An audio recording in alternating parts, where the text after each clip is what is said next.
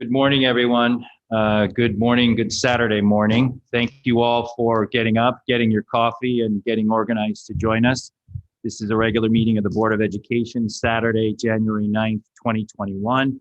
The next regularly scheduled meeting of the Board of Ed will be Tuesday, January 12th, 7:30 in this room. Thank you. This is the kickoff to our 2021-2022 budget season. We had our opening night on Thursday, and thank you for all those that participated in that. Many people have participated in this before. Those that have not, the agenda goes through each RC. After we get a review of each RC, we open it up to board comment. The fact that we have a long agenda and a long day and a lot of good discussion, I'm sure, we're going to try and keep it a little organized. So after board comment, we will look for comment from our other partners in town on RTM Finance, RTM Education, CDSP, and CPAC. So we'll look for those folks and those questions and then open it up to general comment and questions from the rest of the folks online. So thank you. So with that, I will turn it over to Dr. Adley for the ongoing discussion of the proposed 2021-22 budget. Good morning, everyone. This is on, first of all. Yeah, could I interrupt you for a second? I know many people have said there's a challenge with hearing people speak with the masks on. We want to do the right thing and keep our masks on. So the code is, if you can't hear, thumbs up, and we'll make sure whoever's speaking speaks louder and clearer into the microphone. Please don't hesitate to interrupt. It's important everyone hears us. It's important we hear everyone. So just speak loudly and as clear as possible through our masks. Thank you. Sorry, Dr. Adley. Quite okay. I just want to make sure that this is actually on. Can everybody hear me? Well, good morning, everyone. Thank you for taking time this morning, both our board members and also members of the community, to get up and spend your Saturday with us, actually celebrating what we have done in the past and also looking forward to the future for our planning. So we will follow the regular schedule. Participants are remote, including principals and department heads and town officials and parents. So with that, Mr. Nadine, Mr. Chairman, I'm pleased to lead off with our Darien High School. And Ellen Dunn is ready, has her cup of coffee, no doubt. Right here. To the high school. Good morning. Thank you, everyone. And I'd like to start by thanking the Board of Education, certainly our wonderful parent community, and our Darien town community for supporting the work of Darien High School. We are so grateful as an administration and a faculty for the privilege of working with an extraordinary group of students. We're especially proud this year of their accomplishments in the face of overwhelming obstacles. Their generosity of spirit, their kindness, and their pride in their school community, even though it's certainly not exactly the same as it has been or will be in the future, is something that we all appreciate. We are looking forward to having full classrooms and full hallways, full of their laughter and excitement for learning. All that we do as educators is ultimately about them. And I think you'll hear that all day long as we go through the budget process.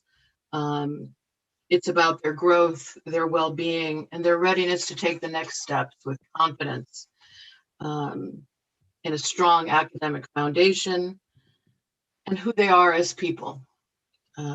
Independent, resilient, certainly they have proven that, and curious for more, ready to take on the passions that they want to follow after leaving high school.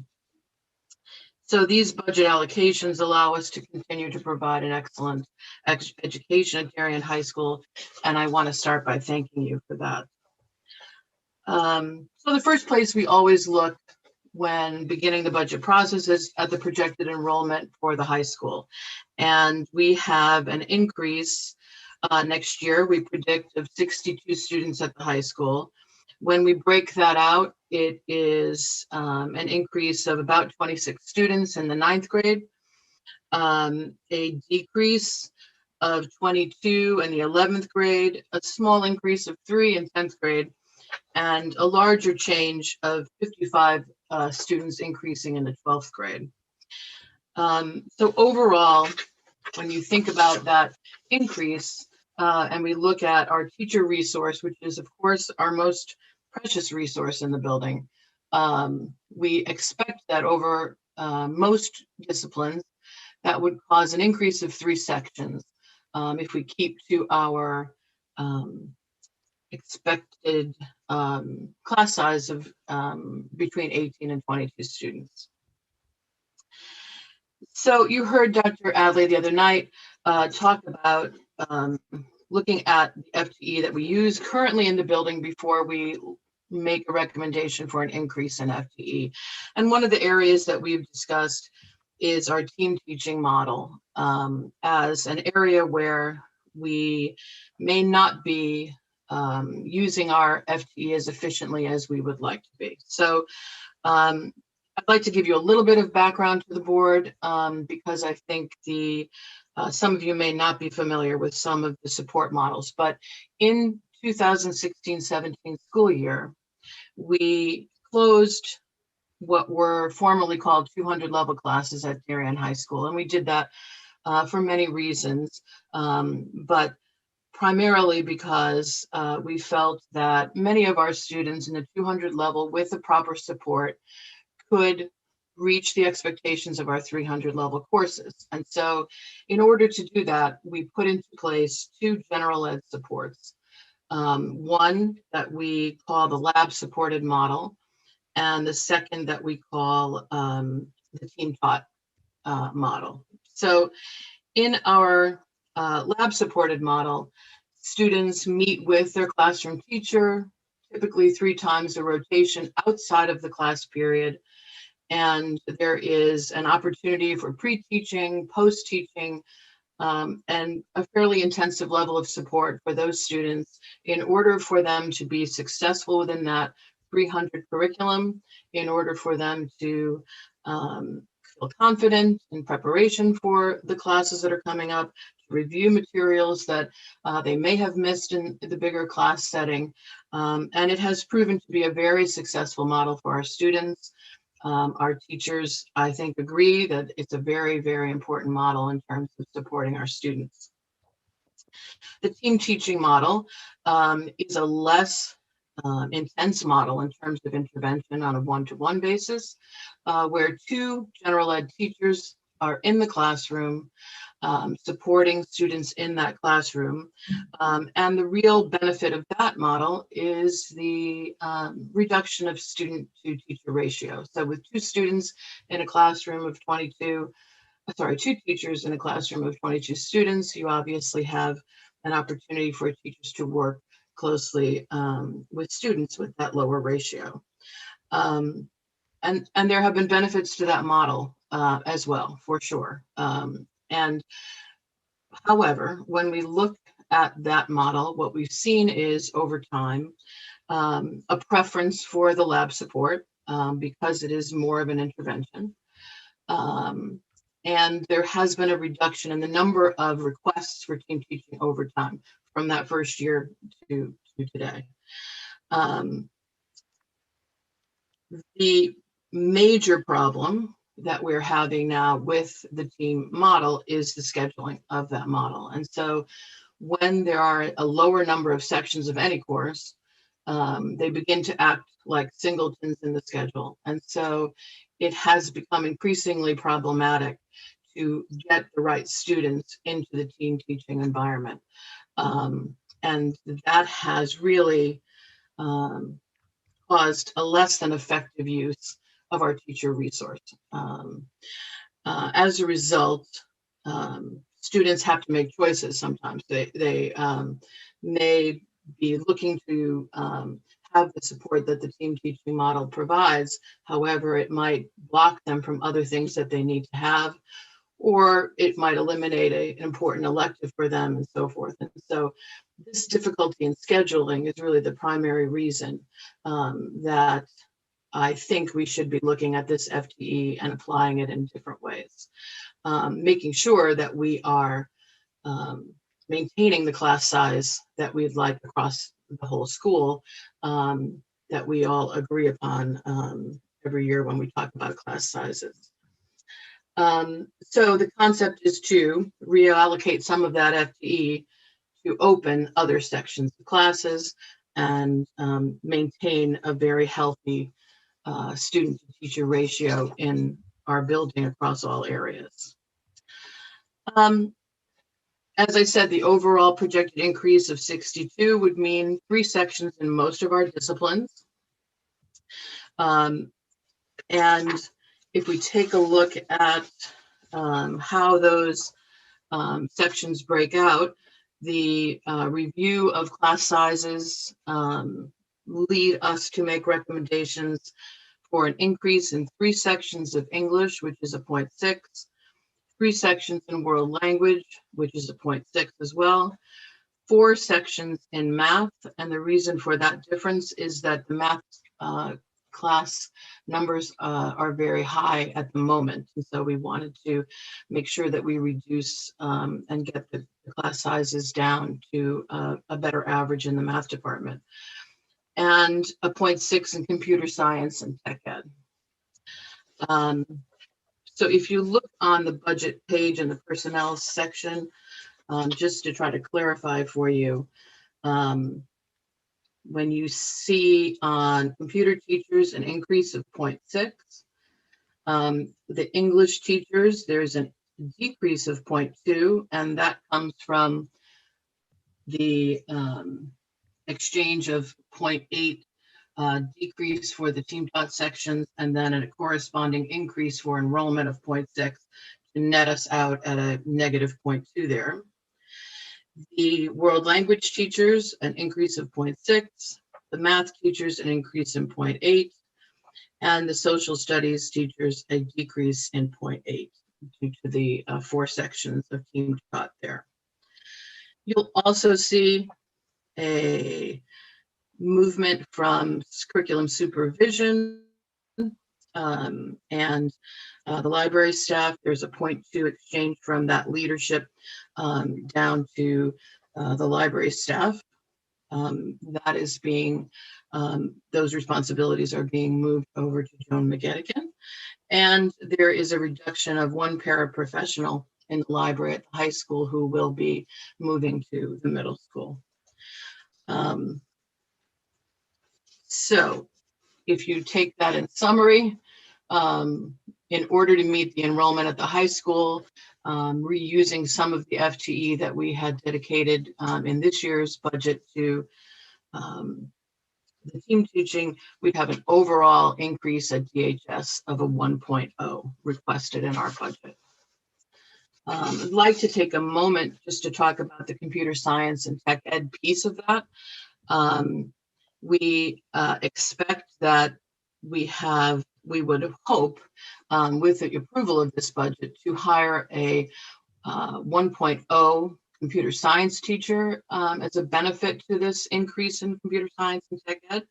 The current computer science teacher assignment is at 0.4, and this would allow us to assign all of the computer science courses to one person with that expertise in the discipline, while also freeing up some of the tech ed teachers who are currently teaching some of the computer science courses to pursue some of our STEM courses. We will see an increase in STEM for sure, not only due to the enrollment increase that is being experienced everywhere, but also because we have increased, as you remember, the STEM requirements for graduation. Our current sophomores need to meet 9 STEM credits before graduation.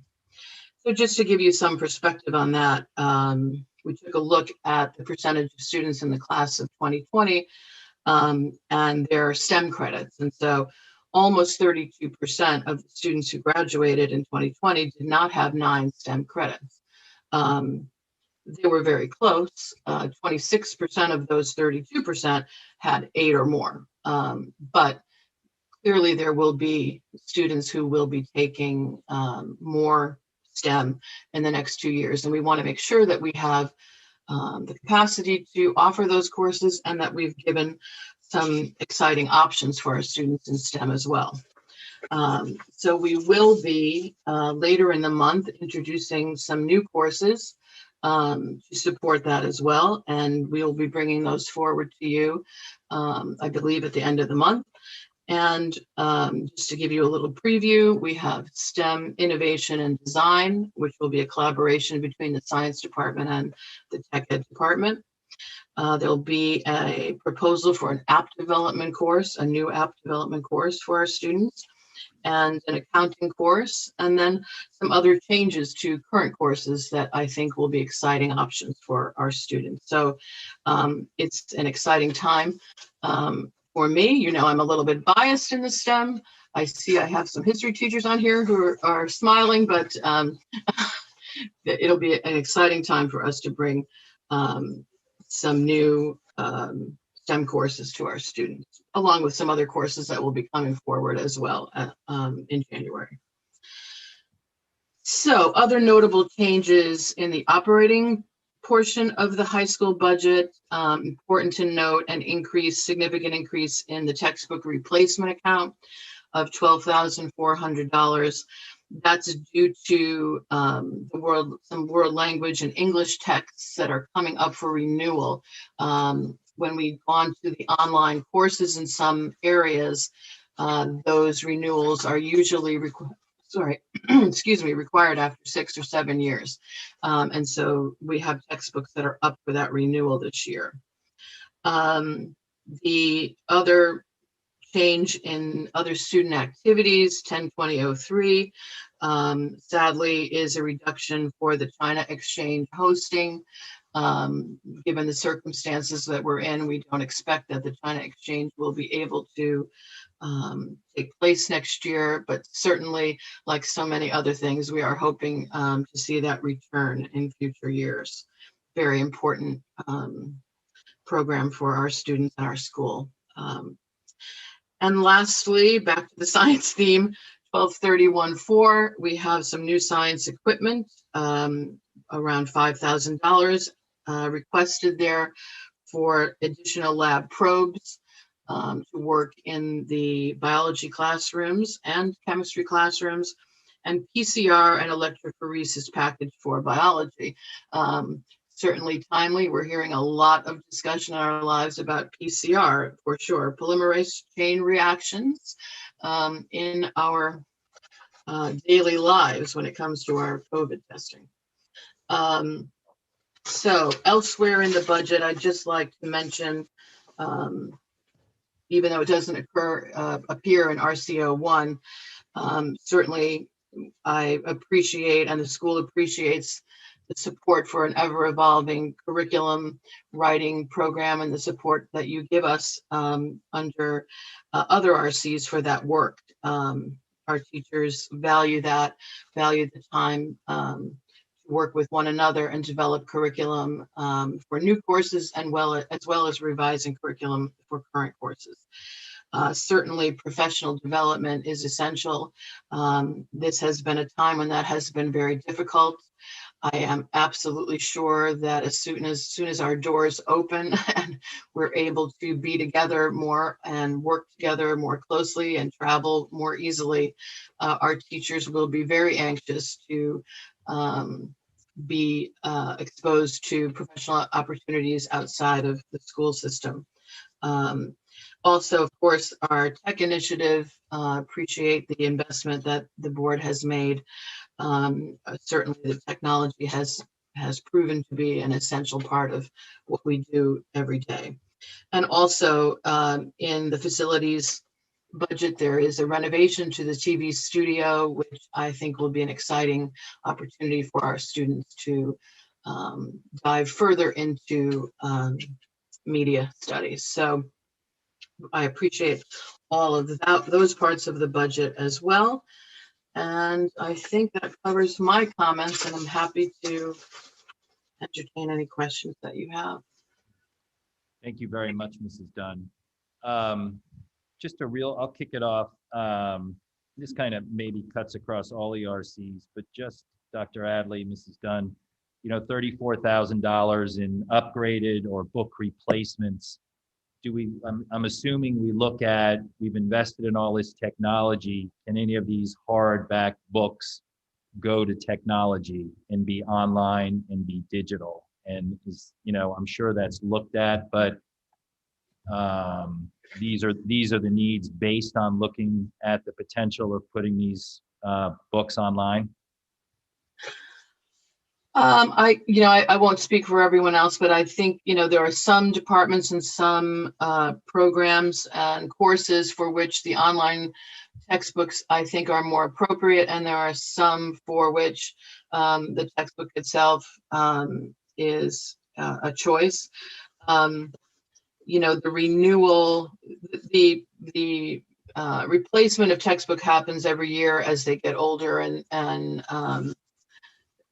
can't be rebound, for example.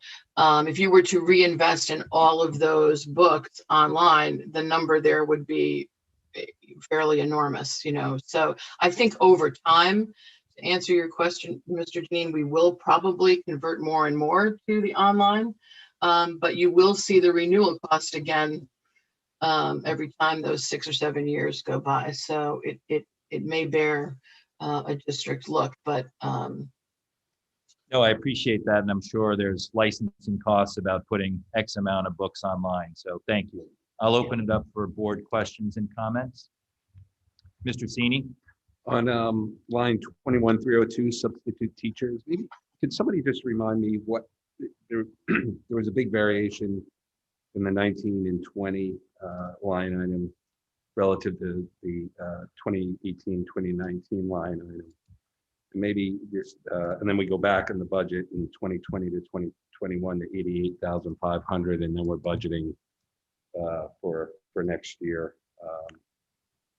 a lower number. So maybe if somebody could walk me through the variation. I think it's a good opportunity for maybe Rich to talk about building substitutes versus substitute. Okay, So, yeah, thank you. Sorry, that's what I was looking for. So the 1920 number is lower because we work Hey, close. Rich, could you just make sure you've got that microphone right up to you? Thank you so much. So the 1920 number is obviously lower because we were closed for 3 months of the year. So we had really no substitute expenditures for March through June.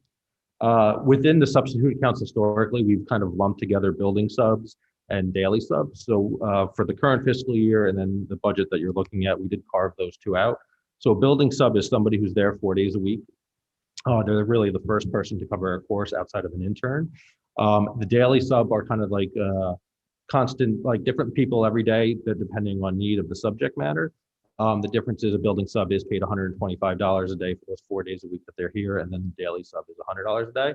So we did kind of aggregate the budget so that you could see the difference between a building sub and then a daily sub. And Deb, I just have more questions on the Deb, building. So let me it's go. okay, sorry. All right, I don't wanna go off the spot. everyone raise their hand and I'll go around the room, all right? so, Mr. Cini? so just as a follow-up, so it's going to be a separate line item that's called out. It is a separate line item. You'll see the account code for building subs 21318. It's a few lines lower than the substitute account. The aggregate of the two is largely in line with what you would have seen in past years, with the exception of last year due to the shutdown. Thanks. Yep. Mrs. Ritchie? Want to stay on this topic. I guess, could you guys talk a little bit about, and I understand the rationale, but a little bit about the difference I'm Deb, just seeing. the microphone again. Sorry. I know everyone's looking at their book and turning their heads. It's so- hard. yeah, So thank you. just the rationale in each of the buildings, and I know right now we're on DHS, and I'm seeing that there's a difference in the allocation between building subs and subs. So could you maybe speak to DHS and why it is the way it's structured the way it is? Thank you. So I'll answer a little bit. Marge can chime in. So we do have a tendency to see a lot of turnover in building subs, especially at the elementary level. So that's one of the reasons why you'll see the lower amount at the elementary level as opposed to the secondary level at the high school and middle school. At the elementary level, they tend to stay for, maybe 80 to 90 days, and then they kind of turn over. At the secondary level, they are there a little bit longer, so you will see that amount in the building sub higher. That's really kind of the difference between the two. One of one of the nice things about building subs is that we require them to be certified teachers, so that a lot of times when they move into a long-term sub position, not as much at the high school because of the individual certifications, but they're a big help to the principals when somebody goes out on leave at the elementary level. Thank you. It's also tremendously helpful organizationally when you know that you've got a small cadre that you can plan in advance with. Mhm. Yeah, makes Thank you. sense. Mrs. Achman, Can we get back to team teachers? Can you hear me? it doesn't seem like it's even on, is it? Yeah. It is on. It's on. It's closer. I need to know more about team teachers because I think there's a real concern here. Mrs. Dunn, what I'm hearing at the moment, and correct me if I'm wrong, I want to make sure I have notes, is that it's really partially a scheduling issue, and which has a little bit of concern for me because there's kids that want to be in this class and yet we're taking out the team model. I need to understand kind of that more, what the scheduling issue is. And I do have a part of this that I think if we're worried or if we are at least aware that all kids coming back into the building are going to maybe need more supports. In the past, if children needed this, I would think we would see more children possibly needing to access kind of smaller one-on-one student-teacher ratios to kind of help them navigate back being in full in person. So I just need to hear a little bit more. This is a big switch for the board. Okay. Ellen, if you want to speak first or not, I can go first or second, doesn't matter. I'm happy to speak first, and then you can follow up with. I understand that, and I appreciate that there may be a greater need. That you're absolutely right. There are things that we don't know about next year. I do, the reason that there's a scheduling problem is really because of the decrease in requests. When faced with choices of supports, families and students have more often selected the lab as a more effective model. That doesn't mean that the team teaching is an ineffective model, I guess is what I want to make sure is clear. But since the numbers go down, it's like running an AP English, or that's a bad example, an AP French, where there's only one section and there are 10 students that are taking the class. When you're scheduling that class, it meets at one time during the day, and then you're trying to match up every student who needs that with that one period. And so it does create a situation where fewer students than may have been recommended initially can actually get support. That's just a limitation of the school day. So either we have to find a different support for those students, which may be a lab model or something else, or those students have actually selected these are general ed students that, the general ed support, and it's not part of an IEP, for example. And so they may choose that it's more important for them to select their elective rather than be in the team taught class. This is not as intensive a response, and so I know that our teachers and students would certainly object to the removal of the support of the lab model. It's been very, very successful.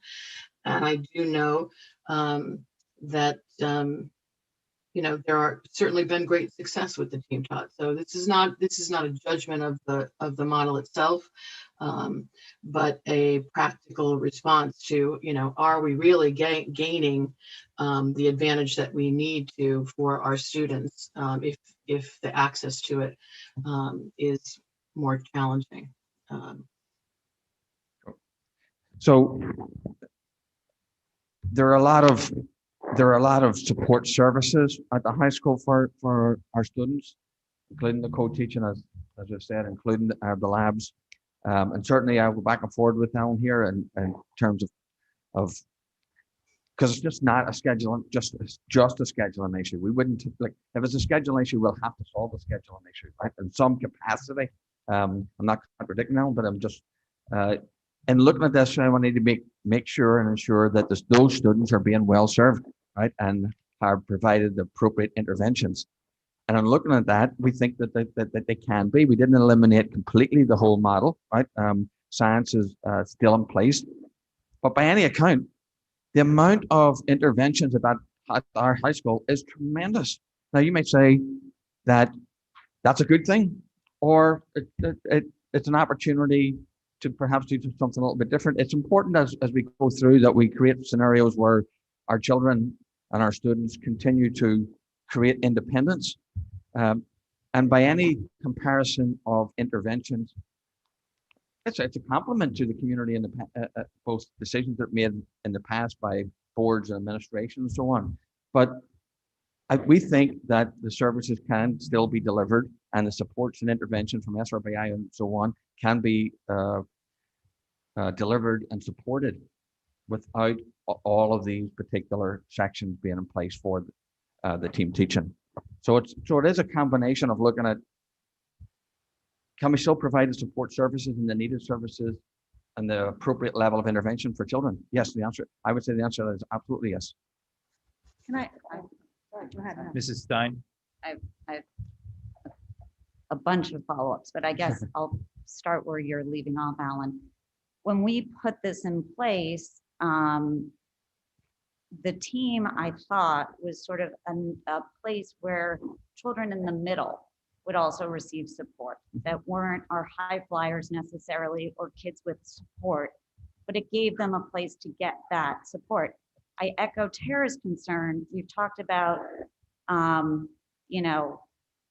sort of what's been lost with some special ed kids. Are we willing to make this change this year? Are there going to be losses for these middle students who may have lost some time, for instance, freshmen who are doing full online learning? Are they losing in content areas that we want to make sure they'll have that extra support next year? I am slightly concerned. I guess my question would be to you, Ellen, what is SRBI looking like at the high school right now? What are the numbers in the lab classes? And this, you can come back with this. Sure. And do we have enough room in lab classes to accommodate the kids that maybe would have been team kids, but now won't have that opportunity? We have heard that some of the lab classes are at capacity or more. I look back at your presentation from 16, 17, and we had said 5 to 7 was sort of the range, right? So if we're hitting 10 kids in a lab, that seems like too many. So I want to make sure you have the right staffing to accommodate all learners next year if there is some remediation that needs to happen. And I understand your point, a lot of support, maybe this isn't the year to touch that.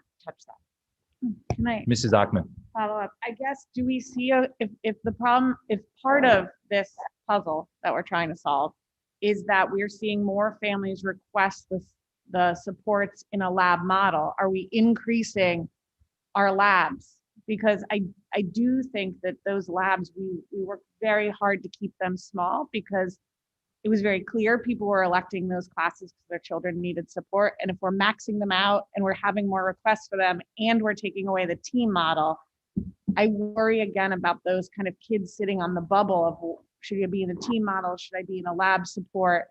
And them having anywhere to go. So I guess maybe that's a good way to hear, how is SRBI working? What at the high school, where would in the absence of a team model, where would those kids who are looking for support get it? Understanding that I think especially our history and our English, all of our teachers, but if our history and English teachers next year are welcoming back these students, where are the support for both those teachers and students to kind of get them back and ready? Because as we all know, high school goes real quick. Mrs. Stein? Sorry, I had a separate clarification. Is the American Studies class, we're not talking about that with the, getting rid of team, right? Well, it was called, you used to No, call it- American Studies still exists. Yeah. Yeah, so that will still exist, right? So for Yes. people. And there's lab support in that area as well. But you'll still have the two content teacher, the history, English teaching together for 11th grade. They partner. Yes. Thank you. That's a great class. Mrs. McKenna. In the interest of time, I won't repeat a lot of what's been said, but I want to echo that I have the same questions and concerns. I want to make sure that the kids that are being served by the team model have a place, and I'd like to see what that looks like in what you're proposing. Thank you. Okay. Mrs. Ritchie. I'll echo those concerns as well, and I have other questions if people are ready to move on. Can I just make one more ahead. comment? I know I requested what the SRBI supports look like, but in these classes, we also have, we often have general education students who are not identified SRBI or special education, but the teachers and or parents and teachers have talked, and there's a recognition that maybe just a little bit of extra eyes on are helpful. And so we won't capture those kids in any SRBI or special ed report. So if the next time we talk about this, someone can talk about what are we doing for those kids? Because I know whatever teacher is in front of them is going to want to offer them support, but how are we delivering that or making sure that those kids have that extra look-see, and just come in for extra help doesn't always do it. I just don't want our history and humanities teachers kind of overwhelmed without, as they welcome back our kids. Understood. Mrs. Ritchie. Well, I have a lot of financial questions, so maybe Rich could just, the first question I have is on the curriculum that, I'll bring this over here. The curriculum supervision and the switch with the librarians. The add to librarians is 71,000 plus, but the takeaway from curriculum supervision is only 7,000. So could you walk me through that, reconcile that for me? So within curriculum supervision are also the department chairs at the high school. So you're netting against the contractual increases for them as well. The librarian line item is a little bit different this year. We do have a 1-year leave in the current year, which is reflected in the revised budget. We are anticipating that person who's on leave currently this year to come back next year. It's almost like reverse turnover. So you'll see part of that 71, about $41,000 of that is that return of the 1-year leave replacement. And then you have about $20,000, which is the movement of that 0.2 release time back to the librarian. And then you have the contractual wage increases for the librarians at high school. Okay, so that's where I see that transfer. That's where that sort of Correct. comes into play. That's what I figured. And then with all the movement among the teaching staff, I was trying to reconcile those numbers too, because some seem really high, some seem normal, but could you maybe walk through that as well with all those FTE changes? Yep. So if we, so there's obviously the contractual increase, whatever the step in lane is for the individual teachers. Some are higher than others. If it's an individual reduction, for example, we are assuming in a master's step 10, so which is about $72,000. So if it's a 0.8, it's the 0.8 of the $72,000. If it's a 0.6, it's a 0.6 of that $72,000. And then again, if it's whether it's social studies, English, math, world language, you have to net that decrease or increase depending which way it goes against the contractual increases for the existing staff within that. Good. Mrs. Parent. This is a different topic, but I would like a little more clarification about the student interns and where they come from, who determines their compensation. Do other school districts in our DIRG have a similar model? It's across, it's not just DHS related, but I would like more clarification on those, please.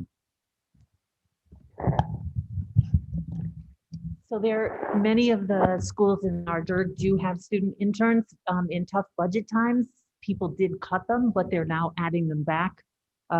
We tend to get the most from Sacred Heart and Fairfield University. We've reached out to Manhattanville, and they're going to try to work with us next year. They don't have an internship per se, but they're going to try to create one and work with us. We also are looking at Quinnipiac. It's a great way to find young teachers who we may want to hire. It's a great way to give back to the profession.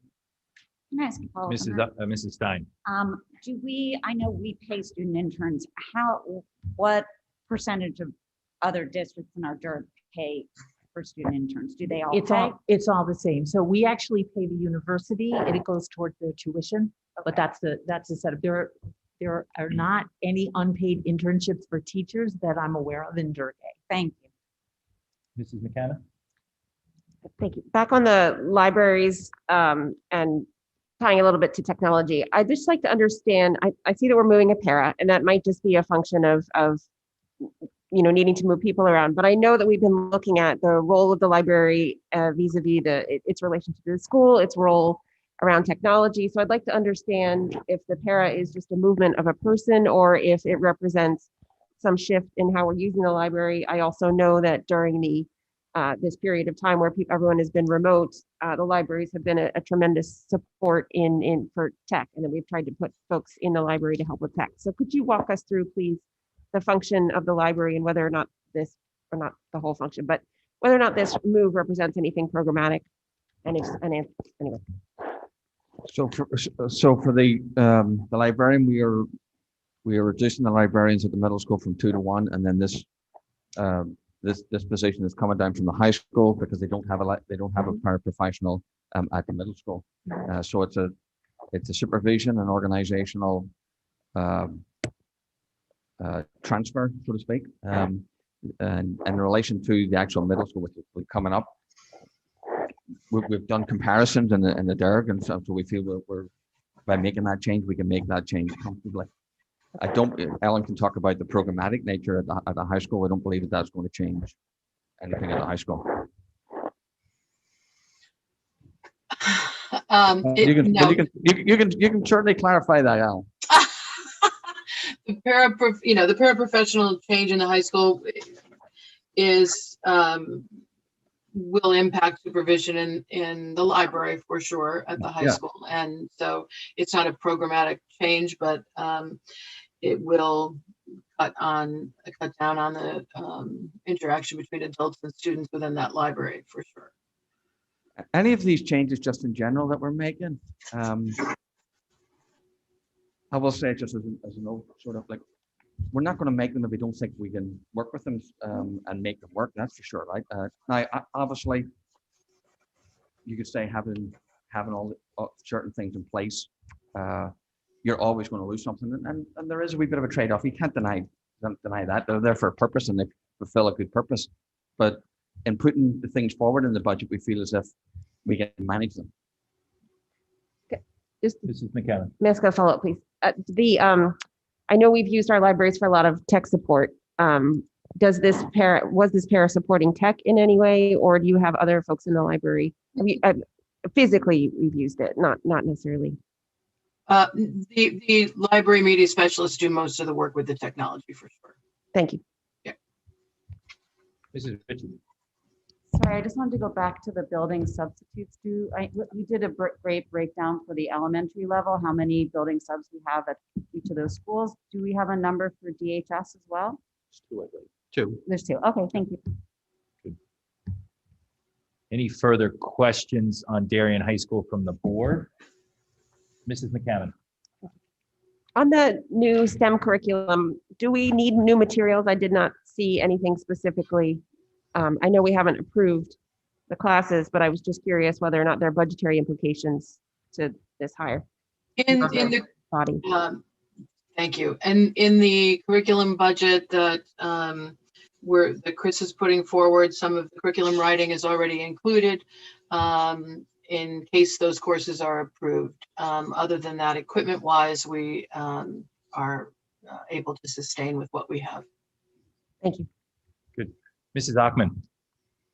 So, and it might be in an off-budget meeting, but it sounds like if we are writing new curriculum, it's not just a matter of resources, which is what we heard with like Project Lead the Way, that we were just getting more resources. So I would request an update to the board on STEM curriculum.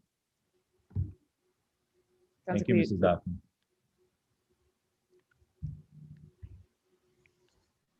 Any other further questions from the board? Michelle, we'll move on to some of our partners. I would look for any questions or comments from RTM Finance and Budget. Good morning. If you would like to speak during public comment, please click the participants icon on the bottom of your Zoom screen. Next, click the raise hand option.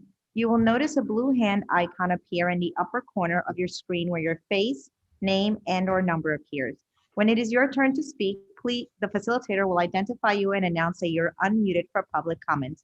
Once recognized and unmuted, please state your name and address. You will have up to 3 minutes to comment. Courtney Darby, you are unmuted and recognized.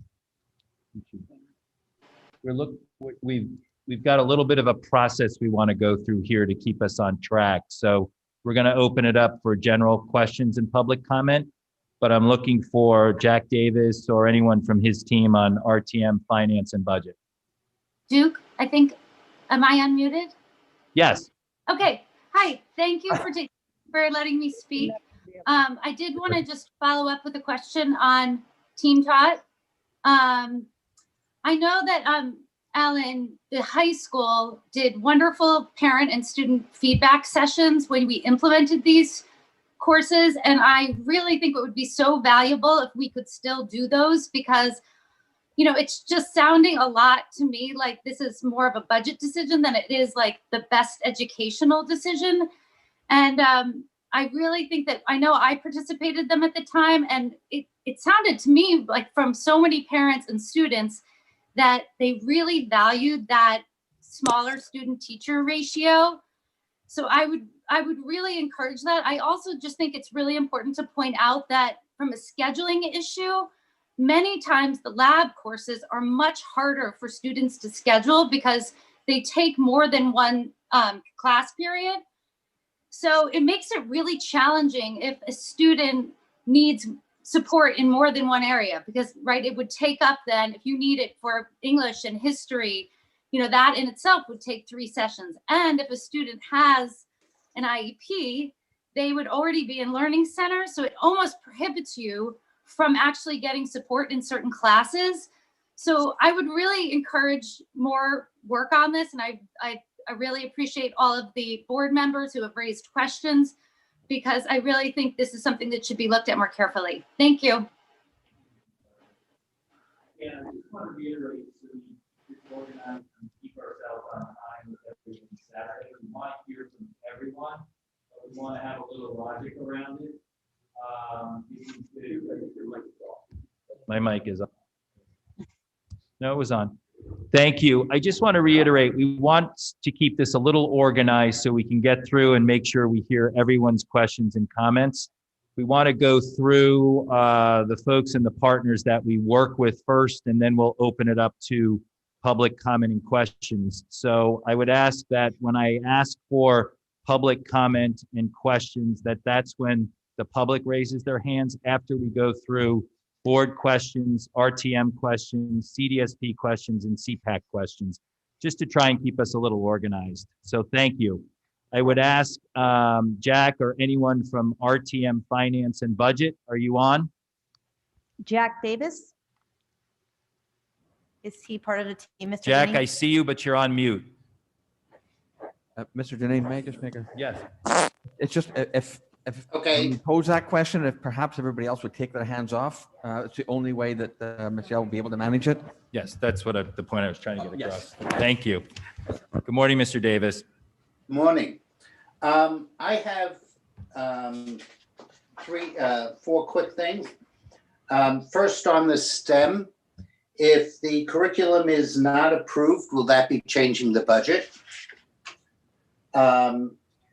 Number 2, I think we will want to have more discussion on the librarian switches. While we appreciate the answer now, I think we need a deeper dive on that.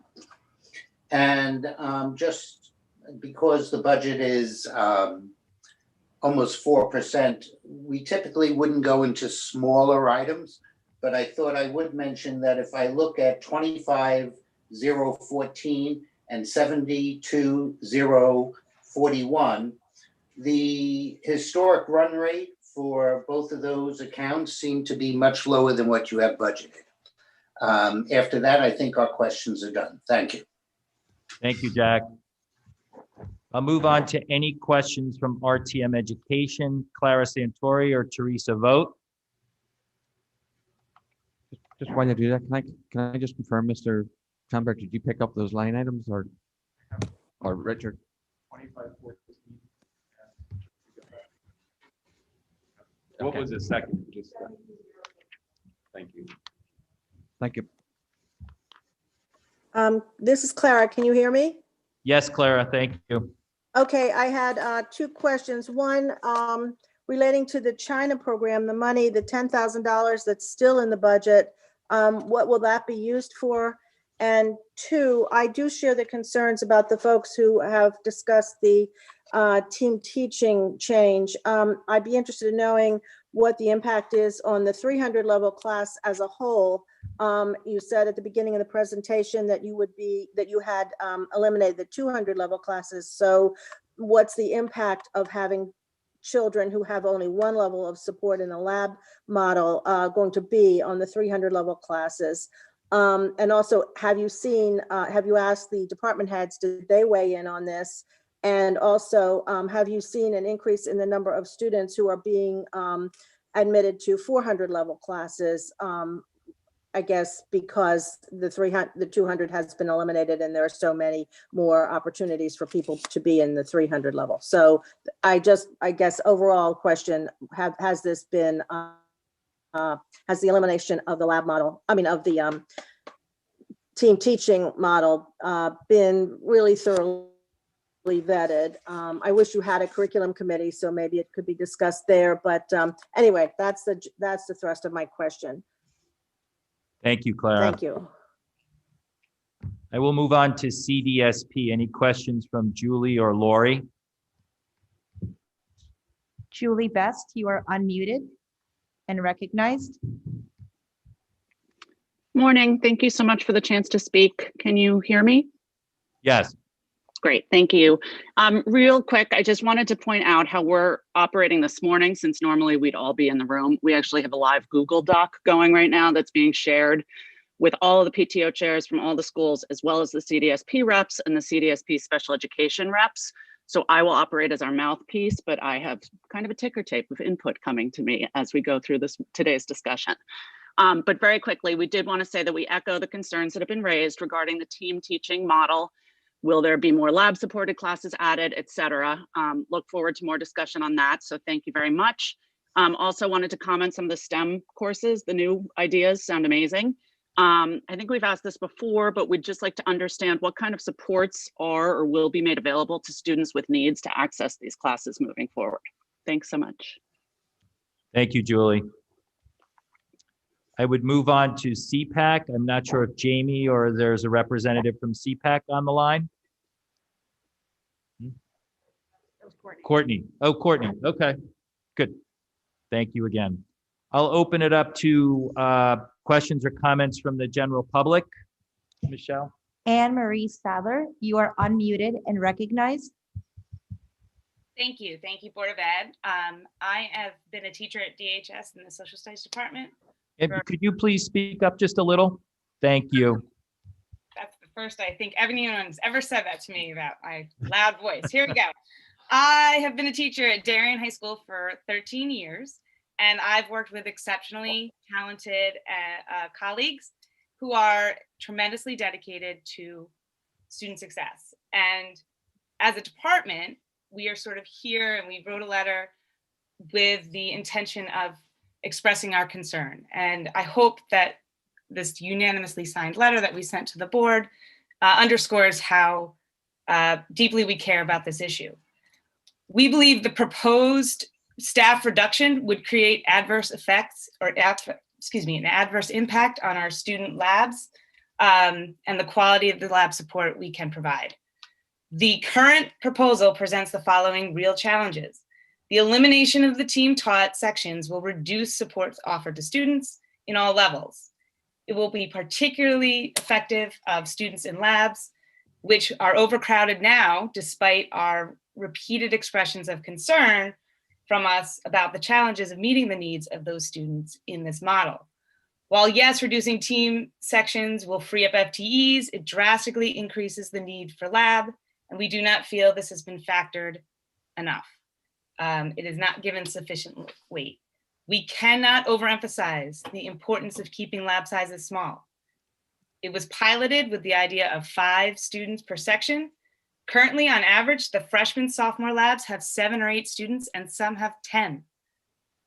In a single 40-minute period, a teacher is only able to devote about 5 minutes to each of those students. Often, time does not allow for full support.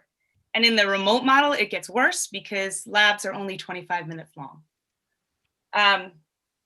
So this challenge exists with the team model intact and without the elimination of a teaching position. If team classes are eliminated, the result will be that student services by that model would be need to absorb by the lab model, making the situation more problematic. So the overburdening of lab classes is they're already filled beyond recommended capacity, and we want what's best for our students, and what is best is small labs. So we strongly recommend, and we hope that the board considers this, the reduction of the social studies department is not helpful and is not in the best interest of maintaining a high level of support for students. Thank you. Thank you, Mrs. Sather. Any other questions? There are no more raised hands for this RC. Okay, thank you, Michelle. Okay, moving on. We will now move on to RC2, Fitch Academy. Thank you. And I would like to say thank you to all of you and for the comments about supporting our students, certainly in our team taught and our lab supported models. The generosity of our teachers and the Board of Education supporting our students has impacted our students greatly over these last 4 years with both of these models. So I just wanted to make sure that I noted that. The Fitch RC is really remaining quite the same for next year. Our Fitch Academy is just an extraordinary place. Some highlights for you. Last year, we graduated 8 seniors from Fitch, all accepted to 4-year colleges. We will again graduate 8 seniors this year.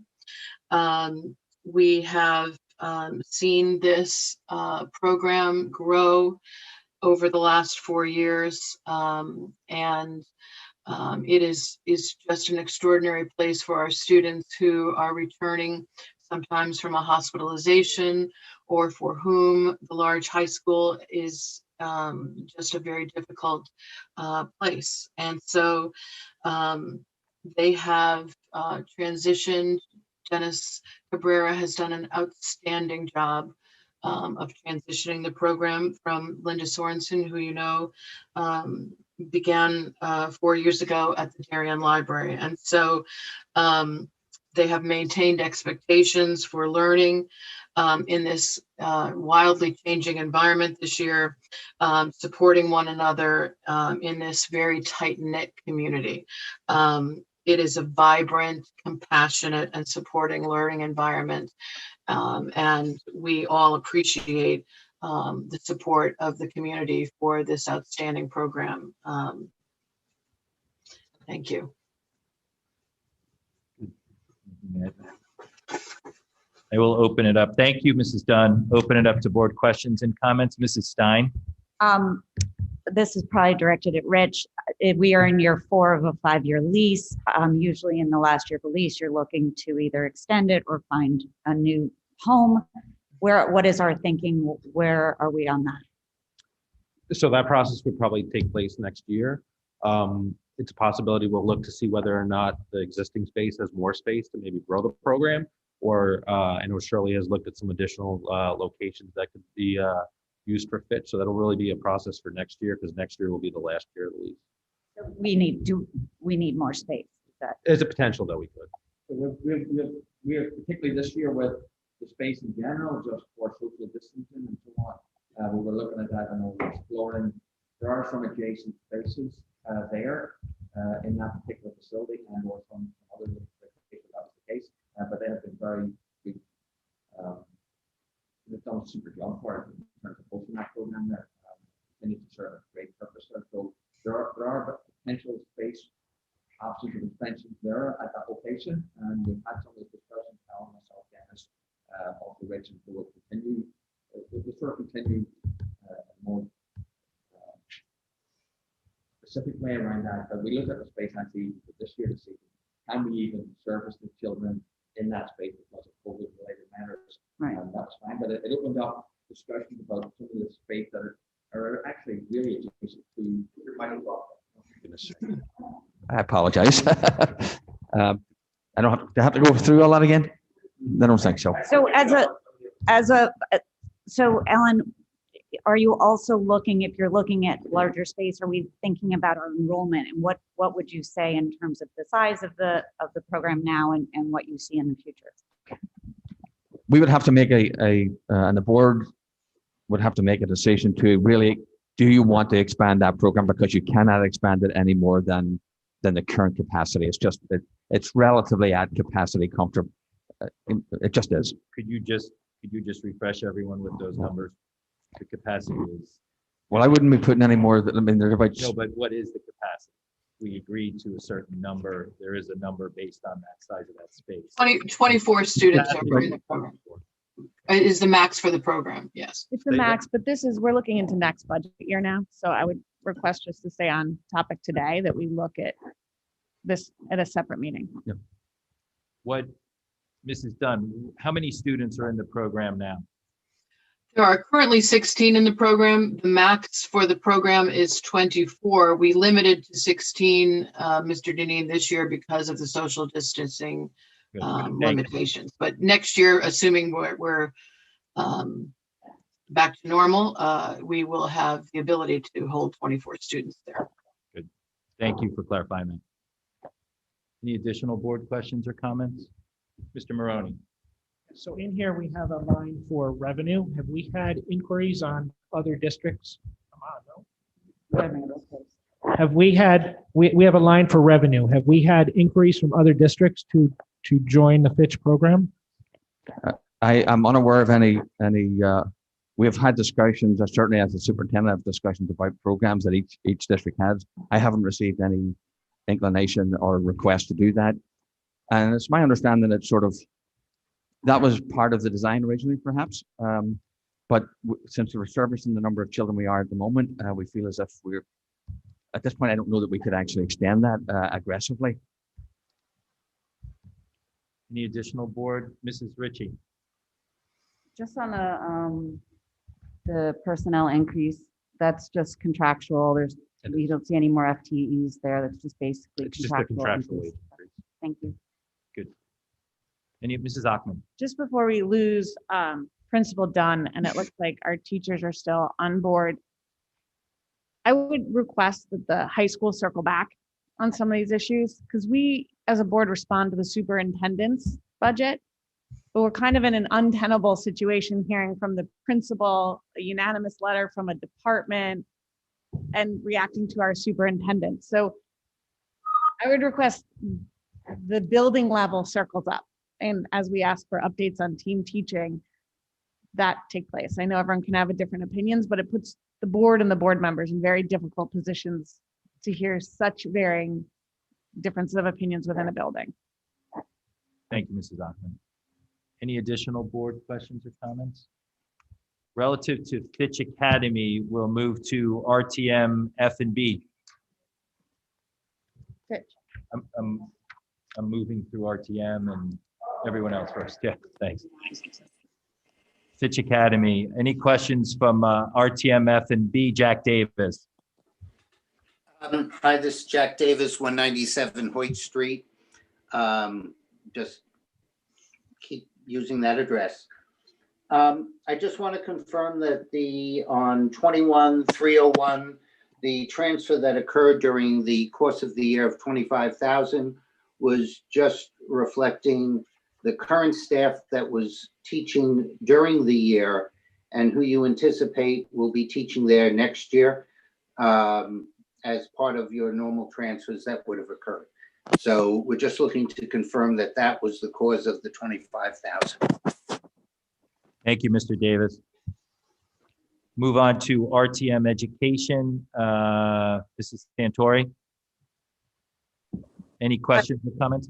I have no questions. I did want to point out our methodology here is that the Education Committee is texting me questions and texting Teresa Voigt questions if they have any. We have no questions on Fitch. Thank you very much. Thank you.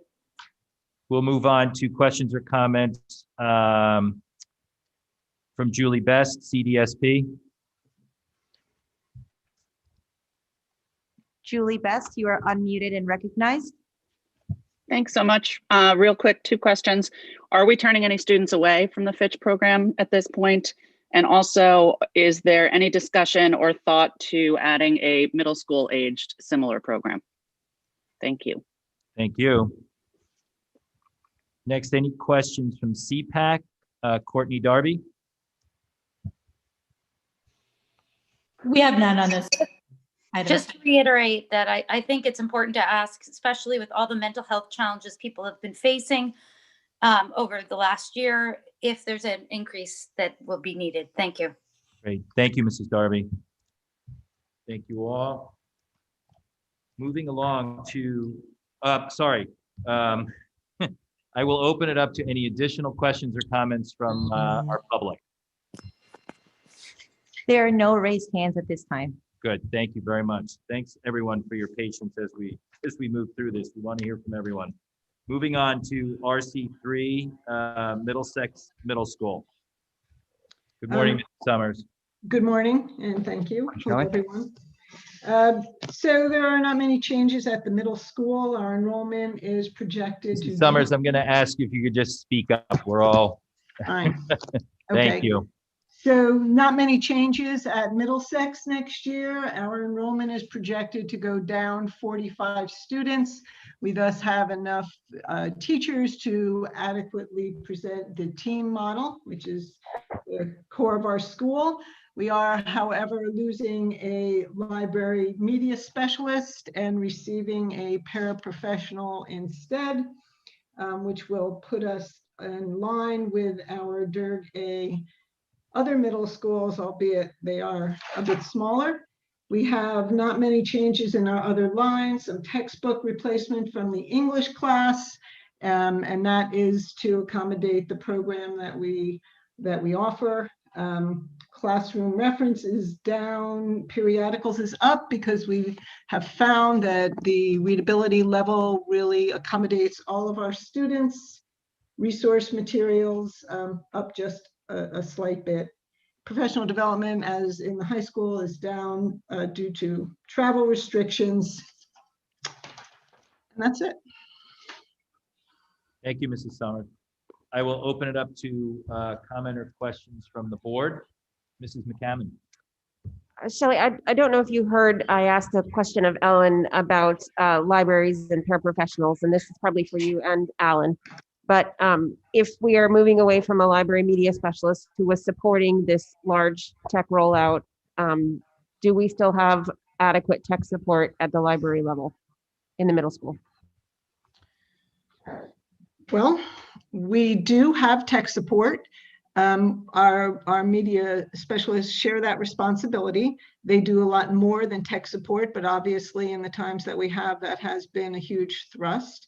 I think we will be able to make do. Hopefully the para that we get is savvy with technology. We have some Chromebooks that are sort of on their last leg. So we're always troubleshooting with students and with parents through this remote time.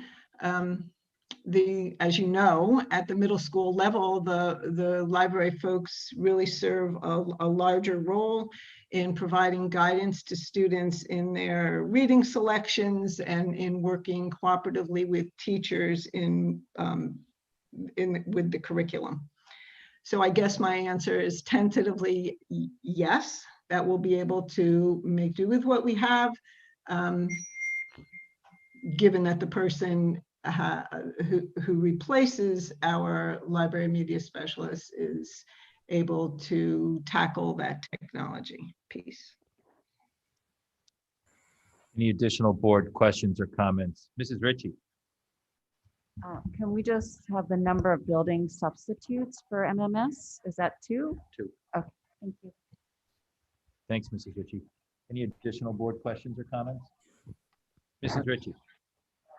Sorry. This is just on the, I'm gonna bring it up here, sorry. sorry, my eyes are really bad. 310,342 social studies teachers. There was a transfer, and then I see a big jump up for our budget. So is that just reconciling that transfer? So we have 2 leave replacements this year, and we're assuming those leaves are going to come back next year. Any additional questions or comments from the Board of Ed? Mr. Adley, Dr. Adley? Alan? You're fine. Yes, fine. Thank you. I would just point out, yeah, it might be a reasonable thing to say if there's a reduction of 40 students. Is there not an offset there? So that might be something that the parents or community members might be thinking. That's a huge, by any standard, a huge middle school, right? You're committed to the team process up there, and it's extremely difficult in order to actually realize a saving or a reduction or an efficiency. You would have to sort of start to dismantle a team process. It's just not that simple. So that's not something you want to do. It's not something we want to do. When you're talking about, well, logistics, instructional, teaching, social emotional learning, it's just not. But I just want to note that because it would start to change it to like a junior high school scenario. So I'm just making that note. Thank you, Dr. Adley. Mr. Sini. Just as a follow-up, Alan, is there a number that tips that? You know, if it's, and I'm talking hypothetically, but if you got to 120 students or something, like, how would you make adjustments if it was a drastic? Oh, I do think there comes a point where you would perhaps have the discussion, but you're probably a long way away from that. Okay. If at all, given the enrollment projections. Thank you. Any additional board comments or questions? Okay. Moving on to RTM Jack Davis with respect to Middlesex Middle School. Jack Davis, 197 Hoyt Street. We have no questions at this time.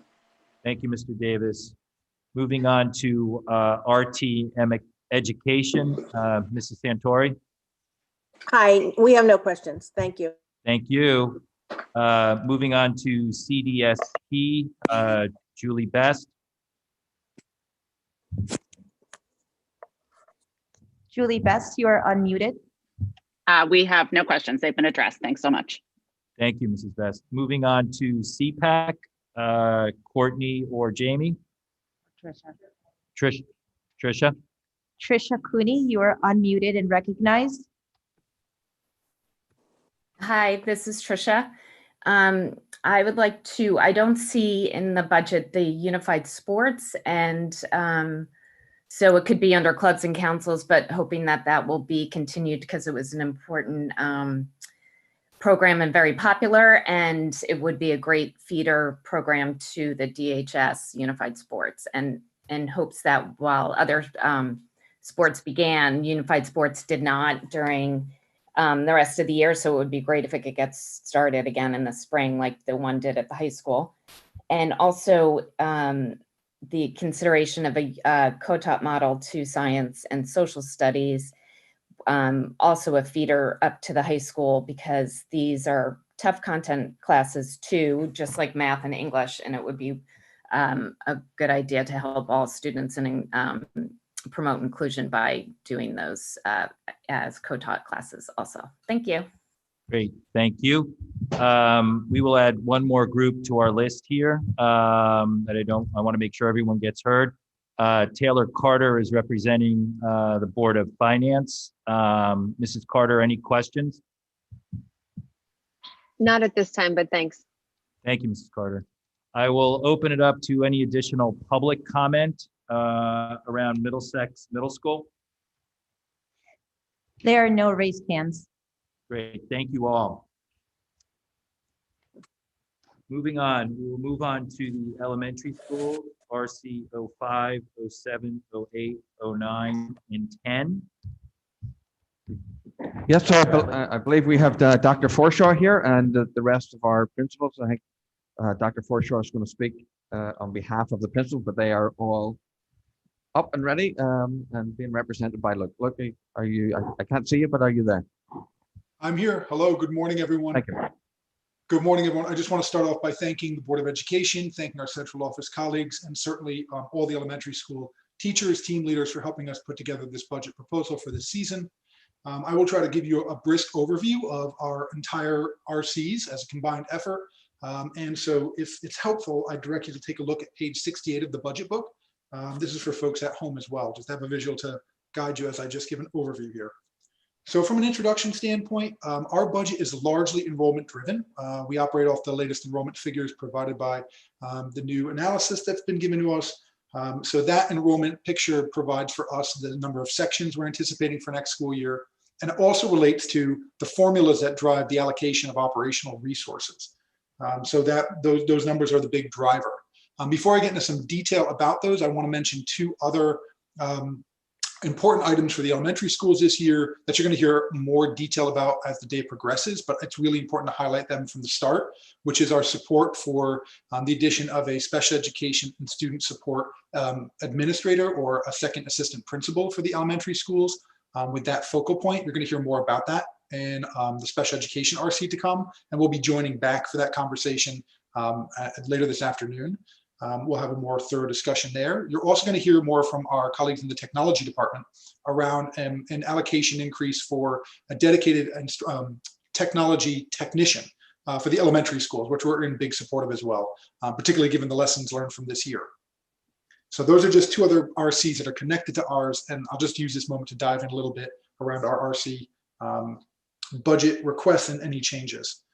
You can see that the personnel increases for the teacher lines match up simply to the enrollment changes, the projected enrollment changes. And so the table that references each RC increases or decreases is a function of the class size policy and what we're anticipating for next school year.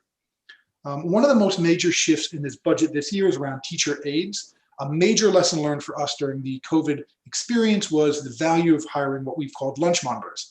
The district and the board was very supportive of us acquiring lunch monitors this year, which are individuals that we hire who are specifically assigned to make sure students are safe and secure and following our school expectations during the lunch waves. We've been able to hire for those positions, and it's a 3.5-hour shift for those individuals.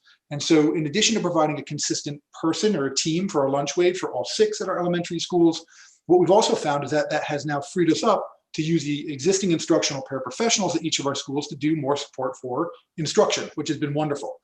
So this year, what we're recommending is, or we're requesting, I should say, is to support the lunch monitors going into the next budget season. You'll see a cost associated with lunch monitors for each of our RCs, and then you'll see a reduction to the instructional paraprofessional line. So the reduction for paraprofessional on the instructional side is really offset by those lunch monitors. That would allow us to use the instructional paras that we would get through the budget process to focus more squarely on instruction. And I thank the finance department for their analysis. If you flip with me to page, actually, I'm sorry, I'm going to jump ahead just a moment where we're talking about the instructional aids because it's useful. If you flip with me to page 71, on that page, you'll see that the allocation of instructional aids are still providing for 4 at 4 of the elementary schools and 3 at one of the elementary schools, and that's based on the enrollment and the class size distribution. Just to be clear that the instructional aids are distinct from our campus monitor. So we'd still be requesting a campus monitor position, which technically falls under the instructional aid line, just as a point of clarity. So that's one big shift in our budget request for this school year. Another change in just the way that we're accounting for this school year that we thought would be helpful is if I can direct you back to page 69. We've tried to create a table of the substitute line. We know each year that we have a discussion about substitutes and their use and how do we track. And we are always working closely with our HR department and our, our operations team. And so this year we now have a table just demonstrating the building substitute. Building substitutes are positions that we hire people for 4 days a week of steady work. They're really integral to our school community. They're a reliable figure for kids and for our faculty. And you can see here on page 69 just the allocation of building subs that we're requesting for each school for the upcoming school year. This is also based on class sections. So again, enrollment driven, formula driven that we're making these requests. With regards to the operating budget, each year I know that we do get a question around, well, how do you calculate what percentage of the budget in the operating lines should go to which of the lines? And we do this through an analysis of our past year expenditures. We look forward to see what kinds of programs or curriculum or needs there are that have been requested from either our curriculum office or our teachers directly. And we just make adjustments based on the allocation of the per pupil expenditure to those lines. This year, we don't have any significant shifts in the allocations of lines. And again, just to have a visual to support this understanding, if you look at page 70, you'll see each of our elementary schools with a breakdown. If I could direct you to take a peek at the top part, above the top line where it talks about the different texts and the classroom references, you'll see a percentage breakdown.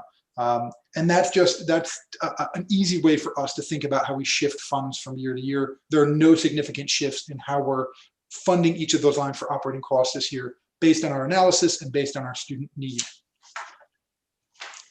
And then just again, that last page of 71 just demonstrates again the ratio of elementary school aid allocation and the ratio of how many aides per students this shift in model would allocate for elementary schools. So that said, my colleagues are on the line with me. We try to do this as all RCs at once, but we are well aware that you might have questions about a particular school or responsibility center. So they're all here ready to take questions. I'm ready certainly to take any questions or respond to any comment that you have. And once again, thank you for your support. Thank the community and families for their support this year. We're looking forward for a great next year as well. Thank you, Dr. Forshaw.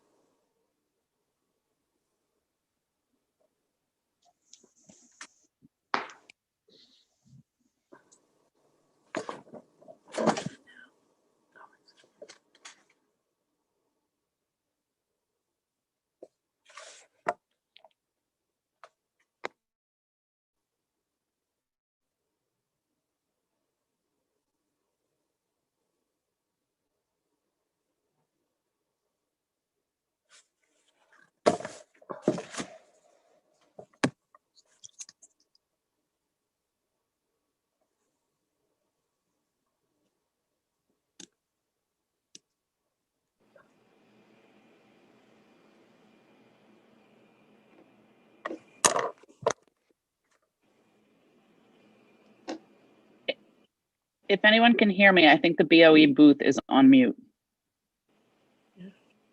Yeah, I'm also not hearing. I'm sorry. I'm also not hearing. I didn't know if this was a slight pause or if it's a technical issue, but I'm not hearing as well. Thank you. We are back. We're back. We're back? We're back. All right. Thank you, Jen. We asked All right, so I'll ask my question again. Yes, go ahead. My question was that why, I would need understanding why Holmes is allocated 3 building subs when the Hindley has the same amount of sections but only has 2 building subs. So we've looked historically about how many building subs have been in each building. Some, as I mentioned, some principals look for them more aggressively than others and always maintain a full complement. The additional, Mrs. Stein. Rich, can you just confirm that the 146,000 savings we're going to realize in the trading of lunch monitors from teacher aid, since you don't, when you look at the budget, it's captured in benefits somewhere It else? is. So the that- lunch monitors don't receive benefits because of the hours that they work. So because of that, that's where you're really realizing your savings. So the change between the 5 paras and the 10 lunch monitors is about 146, 147,000. Okay, thank you. Mrs. Achman. So looking back at the building substitutes, is this the traditional number that's in here or the superintendent's recommended number of building subs? It's the traditional. So if we could get an update on the superintendent's recommended number of building subs, that would be great. Could you just clarify, Mr. Ackman, in terms of recommendation? Yes. So are you recommending that we keep the traditional numbers and that includes one elementary school with 3 building subs? Or is there any addition or reduction around elementary schools that the board should consider? Okay, okay. I would ask, are these building subs that are assigned to these specific schools, are they able to move between schools if needed? Yeah. Yes. Thank you. Mrs. Ritchie. Just following up on Katie's question on the savings that we're going to achieve with the lunch monitors, is there any way we could get a spreadsheet just showing that? Because I tried, I don't see it captured as a reduction in benefits, but that's probably because there's a lot going on in that number. So can we just have that broken out so that we see that 146,000 that we are saving because of that?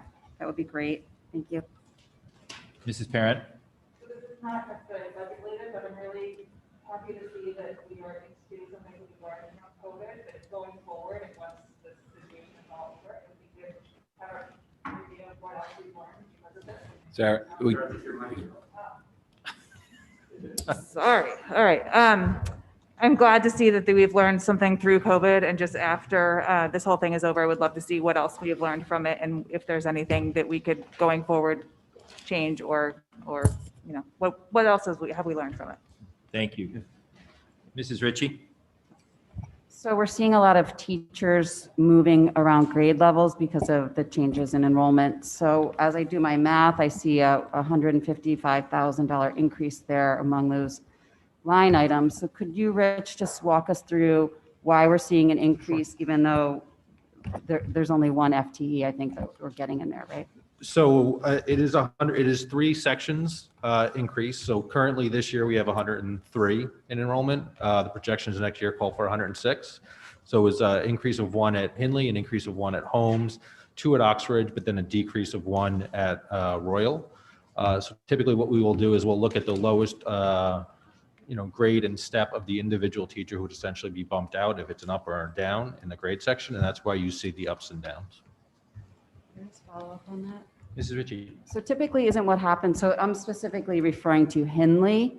So typically isn't what happened is that they're using existing personnel in the building to move up and down. They're not hiring new personnel. So I'm just wondering, as we budget that, typically, I mean, this is my experience, the personnel in the building doesn't change. So could you explain why that salary impact would be higher? Well, there is a net increase in Hindley of 1 FTE in terms of teaching positions, because there is 1 extra class section. Because again, we're not including the COVID sections for next year.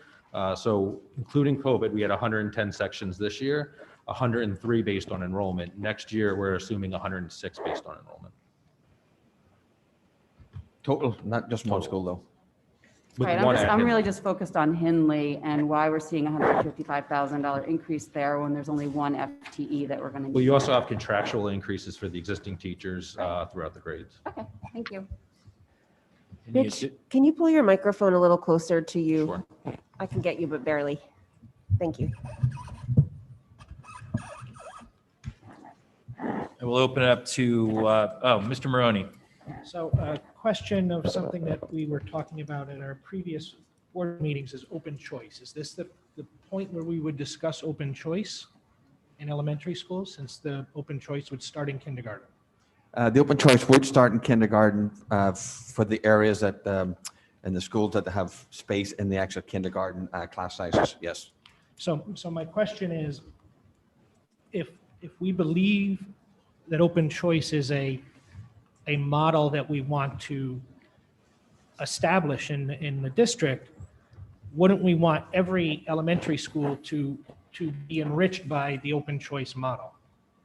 The answer to that is definitively and emphatically yes, right? But there's, I would just recommend first of all, the idea of starting it in kindergarten is sort of a separate discussion, but because the longer the kids are in the system, the greater level of success and ownership and engagement and so on and so forth. Yes, ultimately you would like it, but it's not untypical of districts to start it in a nature of where it does just initially to get into the system, to get into the process where you can actually include it in the actual class size. It could be if you want to increase that by increasing the class size and say, we really feel across the elementary schools we should do that. That's probably, I would laud that. I'm looking at an entry level. At the moment, we don't have the commitment. So I'm saying if we do get the commitment without overscheduling, can we slot the children and students into the kindergarten, and in 3 of the schools we can do that. So that would be the entry level. But I think it would certainly pose, moving forward, how do we strategically and stuff embrace the children, plan for it, strategically do it. And it might well be, Mr. Maroney, that is actually, well, ultimately it is, we would want those experiences to enrich all our children, right, and all our schools. So the answer to that is yes. I'm not so sure, well, since we're not really, I haven't got a confirmation we're even part of the program yet, I wouldn't build it in, but I certainly appreciate that agenda being brought to the table. I think it makes sense for a further board update on the program, the process to be part of the program, the costs associated or the revenue associated with the program, and kind of the philosophy around what Dr. Adley wants to do. No, understood. But for me, sorry, if I can just go ahead, as I'm just looking at Tokenique and we're at 21.7. So Dennis, right closer. On the verge of going, right on the verge of going into another section. So if we decide to do, or we become partners in the open choice program, then to me, it would make sense to add a teacher to Tokenique to allow Tokenique to be part of that program. But it's not going to be part of the program this year. That's a great, if it were to happen and we could actually do it for next year, right? We would just slip it into the schools, the 3 schools that have a wee bit of space. But again, just moving forward, that we would certainly like to expand it to I would think we would like to expand it to all the schools, but just given the current, just where we are at the moment with, where there's no confirmations, but if we get a late confirmation or confirmations sooner than later, I would like the opportunity to slot the children into those spaces that we currently do have.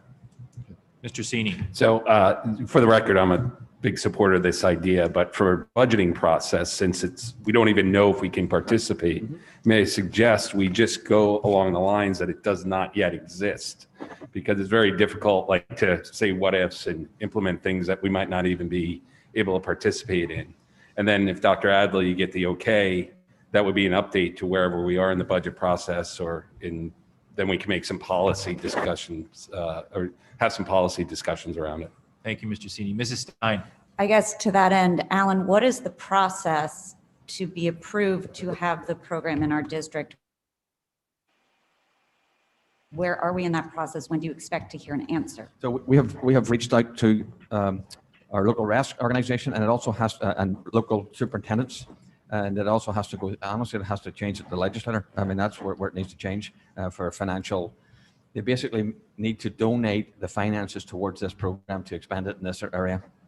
So what's your, I'm not holding you to it, but timeline, what would you sort of guess? It would be a late. It would be a late relative decision to the table. I think by the end of February, start of March, perhaps. No more. So then to Duke's point, I would ask that this be added to an agenda prior to that time, so we as a board can understand the program and be ready Sure. to get on board. Yeah. So to that point, is it on a legislative agenda for funding approval and expansion? Well, that is what we're trying to. That's what we're trying to make sure. Okay. So conversation to be continued and updates to be provided, but I think everyone is supportive of an incredible program. Mrs. McCammon? If there are additional items beyond just the financials we've discussed, like if we find that our ELL teacher is at capacity and we might need to talk about that before open choice, would you please also talk about additional or SRBI or something, additional financial impacts that we might need to anticipate, whether they're actually true or not? Thank you. Mrs. Ockman. So this is teeing off of, I think, Mr. Sini's point. Mr. Maroney, my original question was, because the superintendent had said last meeting that we'd be looking to add it at Ox Homes in Hinley.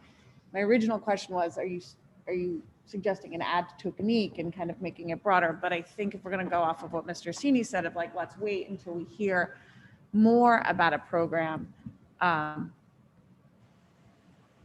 I'm losing my thought as it was coming, and it was a good one. I think you're fine. I guess what I'm saying is I think that we need to make a decision of board, and maybe what it is this update. Because if what we're saying is, and I haven't heard that all board members support it just because we haven't had the discussion, but maybe we need to get more details before any board member could say that.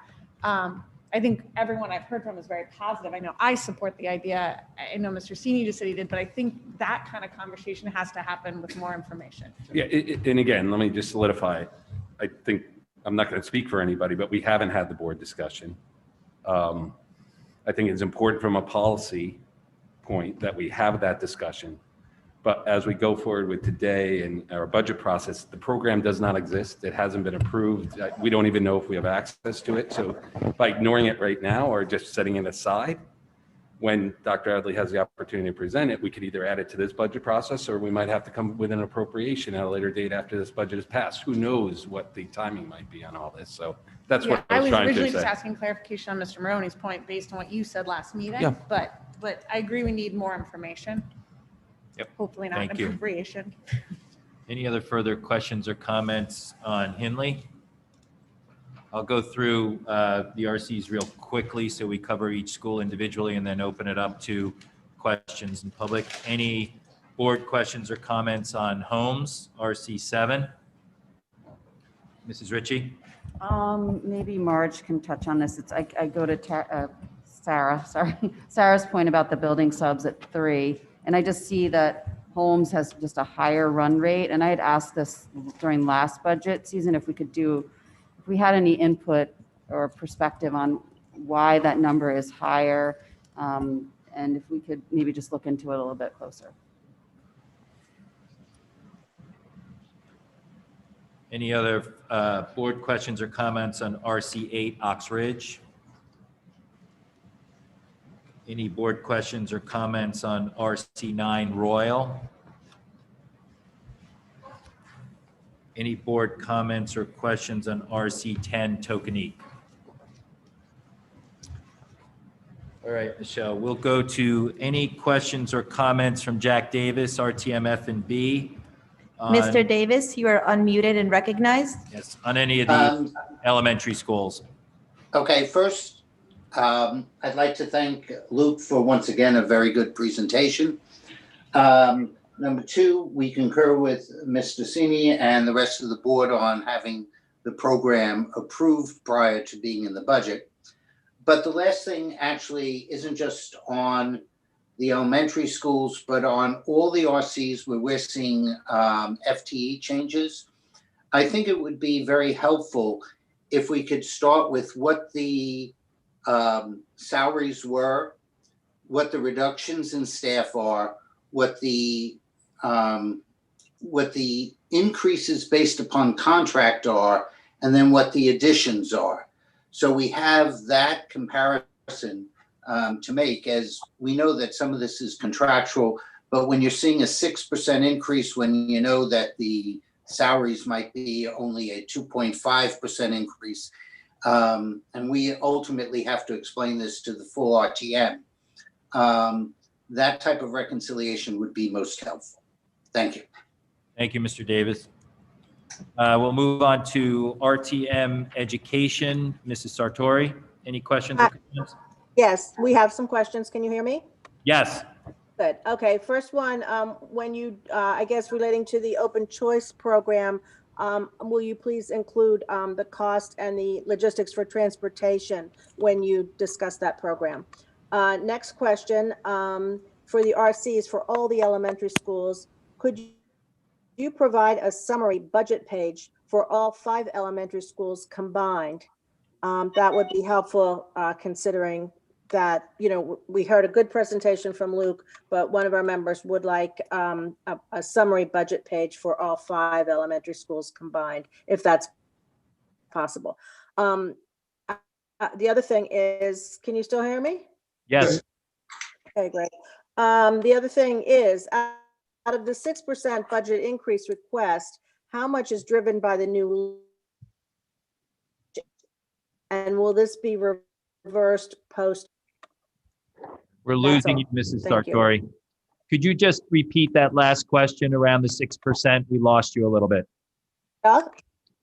Could you repeat your question that started out with? Okay. 6%? Out of We can't hear. Yeah. I think we lost you. Okay, I'm going to try. Out of the 6% budget, I tell you what, let's see. Can you hear me now? Yes, Now you can hear me. Okay. yes. Out of the 6% budget increase request, how much is driven by the new lunch aids, and will this be reversed post-COVID? Thank That's all. you. Thank you very much. We'll move on to CDSP. Any questions or comments around the elementary school RCs? Mrs. Best? Yes, just one, thank you. Wondering if the qualifications for lunch monitors are different from qualifications for a full-time instructional paraprofessional. Basically, does this change reduce instruction and replace it with supervision, and could it negatively impact instructional support for students? Thank you. Thank you, Mrs. Best. We'll move on to any questions or comments around the elementary school RCs from CPAC? Yes. Can you hear me? Yes. Yes, following up on. Please Julie- state your name. Please Oh, state I'm your sorry, name this and is address. Jamie Zionic with Thank CPAC you. in Homesport. I apologize. Following up on Julie's question, will the lunch monitors be providing IEP-driven paraprofessional support during that lunch period? Thank you. Thank you. Moving on to any questions or comments from the Board of Finance, Mrs. Carter, around the elementary RCs. Hi, yeah, thanks. Two quick questions. I just want to make sure I understand it properly. I don't know if you can do that now, but that the lunch, am I understanding it correctly, that the lunch monitors basically are going to continue to free up our instructional aides to do more instructional work next year, but we can reduce the headcount at the same time? I'm excited about that. I just want to make sure I'm understanding it properly. And then secondly, just to kind of reiterate what you guys have said, if you're going to have a policy discussion about open choice, that's great. If you can prepare some kind of an estimate of costs that are inclusive of, as Clara said, transportation, any additional headcount that's necessary, just so we can kind of get our arms around that, knowing that it could be, announced or adopted at any time. That would be great. Thanks. Mr. Deneen, can I just ask Mrs. Carter I was taking notes. I'm sorry. Sure. Can she just, Mrs. Carter, could you just repeat your first statement if you have it written down, or question? I just don't want to miss it. Yeah, I don't have it written down. I was just saying, I want to make sure I understand the teacher aides rejiggering. Like, we're asking for a continued lunch monitoring headcount because it's freeing up our instructional aides. I just want to make sure I understand it properly. It's not that clear to me. Okay, thank you. Thank you, Mrs. Carter. I will open it up to any additional public comment around the elementary school RCs. Anne O'Connell, you are unmuted and recognized. Can you hear us, Mrs. O'Connell? Thank you very much. I am a teacher at Henley School. I live at 704 High Ridge Road in Stamford, Connecticut. And of course, my name is Anne O'Connell.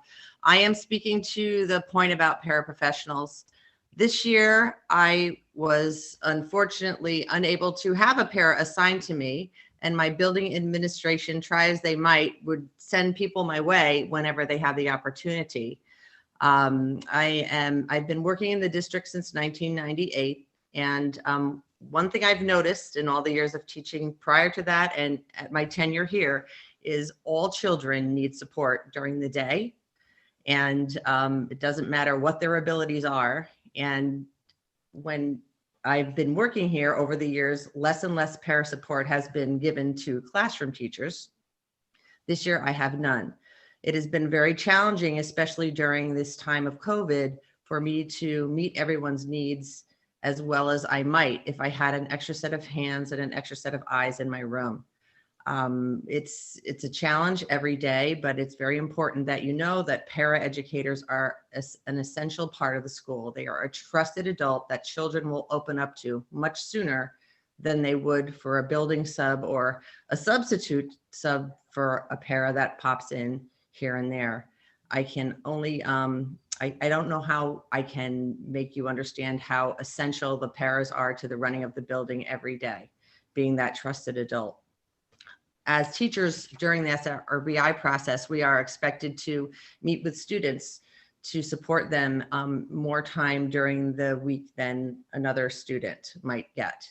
And they are not always qualified for extra support from the reading and math specialists And it's up to the teacher to provide that support, and having another person in the room to help run the classroom while you're working with that child, or give that child an extra shot of instruction themselves, is essential. And from what I understand, lunch monitors will not be able to provide any support for those children. I'm hoping that you rethink that line item and not reduce our paras, because they are essential to all teachers, and importantly, they're essential to your students. The regular ed students who do not qualify for extra services need help throughout the year in certain subjects at certain times, and it's so important they have a trusted adult that's an employee of the building to help them. Thank you very much. Thank you, Mrs. O'Connell. Any additional comments or questions from the public? Username CatMCG, you are unmuted and recognized.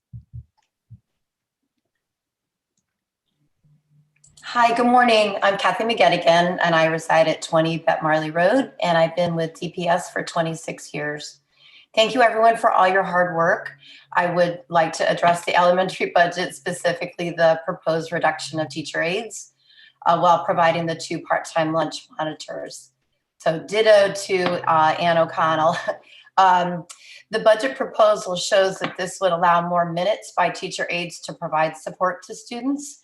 However, what has happened is that there has already been a significant reduction of time to support students directly because the aides' duties have changed. They've been pulled this way and that way, every which way, all by being good sports and doing what they're told. But those scattered duties, but necessary COVID safety duties, are something that can't be seen on a budget. Because of the restructuring of those aides' duties, the students they've already had a huge loss in their contact with the paraprofessionals. Unless the aides are guaranteed to be back in the classroom with students, reducing the number of aides will be detrimental. They're often overlooked, but honestly, the aides are extremely important pieces of the students' lives. So thank you for listening. Thank you, Mrs. McGettigan. There are no more public comments. At this point in our agenda, while we're a little behind schedule, we are scheduled for a 10-minute break. In the interest of everyone's time, can we cut that down to a 5-minute break for coffee and a quick visit? So we'll take a 5-minute break and we will return shortly. Thank you very much.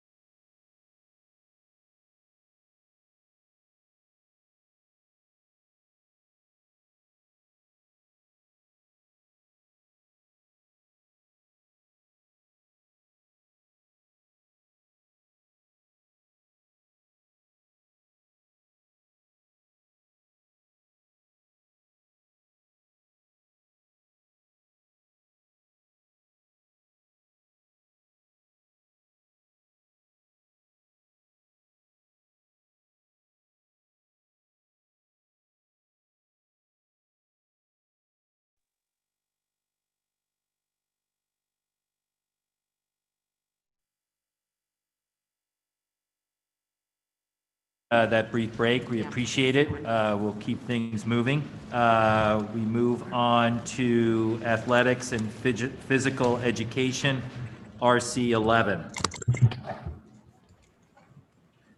Good morning, Mr. Janine. Can you hear me? Yes, I can, Mr. Manfredonia. Thank you. Great. Thank you. Good morning. Good morning to everybody. I'm going to start with a brief overview of the request of RC 11 and where the highlights would be in this request. There are no new staff requests in this budget. There are also no new large equipment requests. In the past, you had seen the wrestling mats. Last year, 2 years ago, you had seen the ice machine. So there's no new large equipment requests in this budget.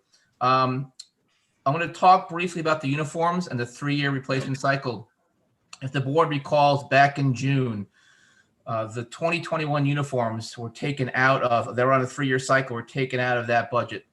Those uniforms in that 3-year cycle include skiing, boys soccer, home football, boys and girls lacrosse, baseball, softball, rugby, boys basketball, field hockey, and sailing. Subsequent to that decision, the board did put back into the budget using 1920 money the fall and winter sports for purchase for this year, which includes skiing, boys soccer, home football, boys basketball, and field hockey.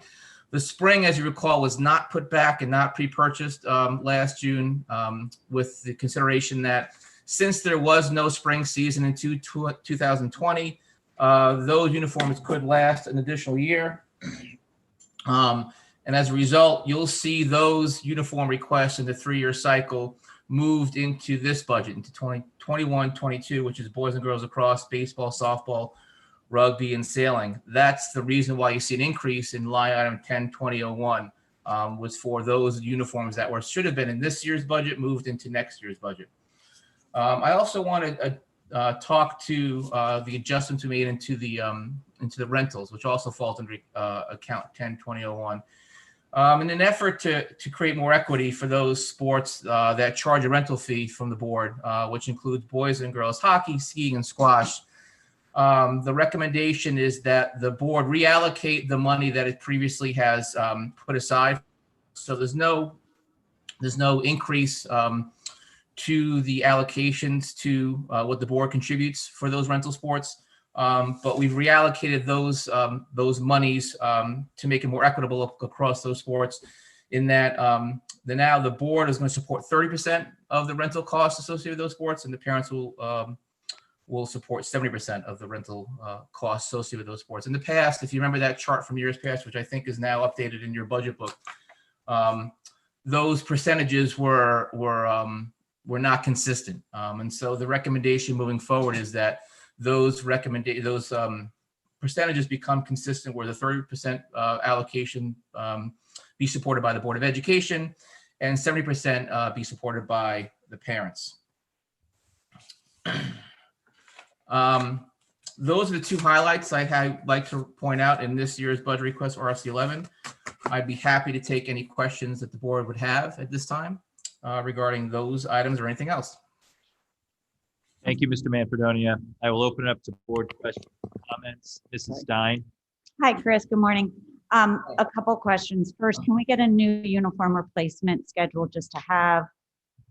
Second, on page 85 on your athletic cost per category, could we add, now that we have a defined percentage per sport, the parental contribution next to the fee? And there's also the fee for ice hockey boys and girls on page 85 doesn't line up with what you have on page 86. Could you reconcile that, please? Yes. Thank you. Mr. Steeny, next question. My question has to do with, you did have tackle football canceled last year, and I wonder if that changes the replacement cycle for those uniforms. It's a large team, and just wanted to see if there's any roll forward budget impact. Yeah, I mean, my recommendation is we move forward with what the 3-year cycle currently has for tackle football. There's still a hope that we have some kind of tackle football season this March. That's still on the table. There's that in between season that should, be scheduled to take place end of February into early April. We're still kind of waiting and on hold for the start of the winter season. But the original CIAC request or mandate was that tackle football be moved to a intra-season between the winter and the spring. So my recommendation is that that 3-year cycle for football remains on target. With the assumption that there's going to be a spring season. Correct. Okay, thank you. And then something that came up earlier, and it has to do with the RC associated with COVID expense. For the first year, we've had to pay a rental fee for the Y facilities associated with swimming. But when I go, and that was the first time the value was defined. So, I guess this is an accounting policy question, and going forward, now that we have a value marked on those facilities, does it make sense to properly account the cost versus revenue, assuming that we have rental income, so we can appropriately, apply a rental fee, if you will, for the sports of swimming, girls and boys. I believe it's diving as well.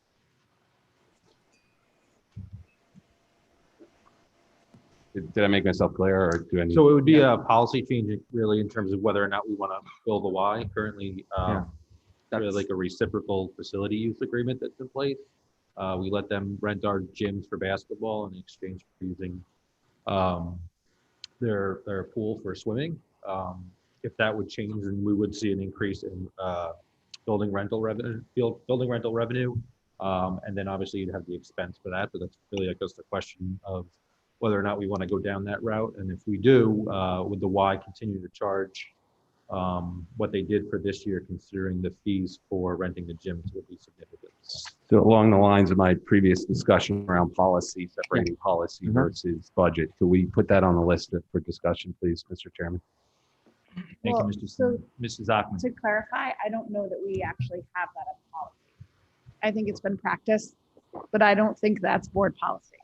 So to Mr. Senior's request, I'm not sure. Maybe the administration can raise it. It's probably the third P. It's big policy, small policy, and politics.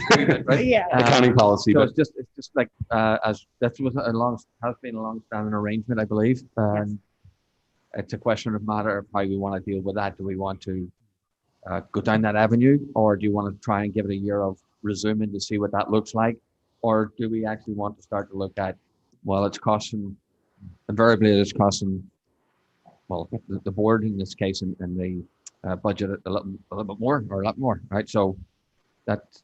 I guess this, and again, I don't want to get into this policy Sure, because of course. it's separate from the budget, but the request comes to account for equal costs among sports. But again, we're going down the road. I don't know how to raise this with the administration and whether or not you guys will come back and tell us you're going to address it, or I just want to raise it as. I think to your point, COVID has triggered an understanding of what the costs are. They went down the path of charging us. We can understand what the revenue rentals are. If everything goes back to normal, we need to understand that the way it was, but we should update and understand that. Mr. Brown? Yeah, I just would like to echo Mr. Senior. I mean, there are some policy implications baked into this that I think we need to have further discussion on. So, Thank you, Mr. Brown. Mrs. Ritchie? I don't want to belabor the discussion, but I think it's something the full board, after a presentation Yes. from the administration, would need to consider before we start talking about whether or not we need a policy related to that. Thank you, Mrs. Ritchie. Mrs. Achman? So I think this is the first place in the budget where we're going to start to see the effects of deferrals. Because I will tell you, it took me a little while to wrap my head around these uniforms, and I'm not entirely sure I still understand it, but it's because we cut, we've added, and we've deferred, and based on the cut of last year. So I do think what we're seeing here, and I imagine we're going to get questions about large budget numbers, given this is a 3.99 budget, and this is a lot of money. My understanding, Mr. Manfredoni, is part of this is because we were asked to defer costs last year and needed to make cuts. So some of these uniforms were actually in the uniform replacement cycle. We deferred last year because of an unknown situation. And as we'll see coming forward in other areas of the budget, we are now seeing this large number come forward because it is actually a deferral from a regularly scheduled replacement cycle. Is that correct? Correct. So last year, in last year's budget cycle, the 3-year uniforms that were included into what is now this year's budget were the following sports: skiing, boys soccer, the home football, boys and girls lacrosse, baseball, softball, rugby, boys basketball, field hockey, and sailing. Those encompass sports across the 3 seasons. Then back in June, there was a reduction by the board for a number of things. And one of the things that the board reduced from the RC11 budget were the new 3-year cycle replacement uniforms. So all those uniforms came out of this year's budget. And then it was decided by the board to use 1920 pre-purchased the following sports for the fall and the winter, which were skiing, boys soccer, the home football, boys basketball, and field hockey. The other sports, the spring sports, were deferred into the 21-22 budget, with, again, the sentiment that 2020 season didn't happen. Those uniforms were never used. We can get another year of use out of those uniforms that were never used. Okay. So, I mean, I think as just, I know our faithful companions and other boards are watching this, and I'm sure these large, that's a large number to look at in a big budget, but we are looking at the cost of deferrals. Thank you, Mrs. Ockman. Mrs. Ritchie? So I also tried to reconcile this, and I went back and looked at minutes and our votes, and what transpired was $89,840 was not in the original proposed budget from the superintendent. The Board of Ed added that back in, and then COVID came and we were faced with cuts. So I think what would be helpful for me, because I'm still trying to reconcile these numbers, and some of them, like lacrosse for boys, looks higher than what we were requested to fund for last year. So I would love to see what we actually purchased with the pre-buy, what was deferred, any incremental increase from what was deferred. For instance, sailing seems like it's been added, but I don't see it on the original ask list. So I would love to just reconcile that, because it helps us defend the budget if we have good information and knowledge. So for me, I would like to understand what was deferred. Now we're asking for additional things. So if there's a way that we can build that into the uniform replacement schedule, that would be extremely helpful to me. Thank you. Thank you, Mrs. Ritchie. Mrs. McCammon. I'm very pleased to see, Mr. Manfredonia, a ratio of 70-30. So we have an understandable way to process what parental contribution looks like. Can you talk to us for a minute about how you came up with that ratio and what it represents? Yeah, in looking at what we had done in the past, the 70-30 split seemed to be kind of an average of what, if you look at all the rental sports, what the board was contributing versus what the parents were contributing. So that's why we decided to go with the 70-30 distribution. Thank you. Thank you. Any additional, Mrs. Ritchie? Please forgive me if this has transpired and I just missed it in all the madness, but do we have an assistant athletic director at this point? Or so we've hired someone and, okay. Correct, we do. Thank you, Mrs. Ritchie. Any additional board comments or questions with respect to RC11 physical education?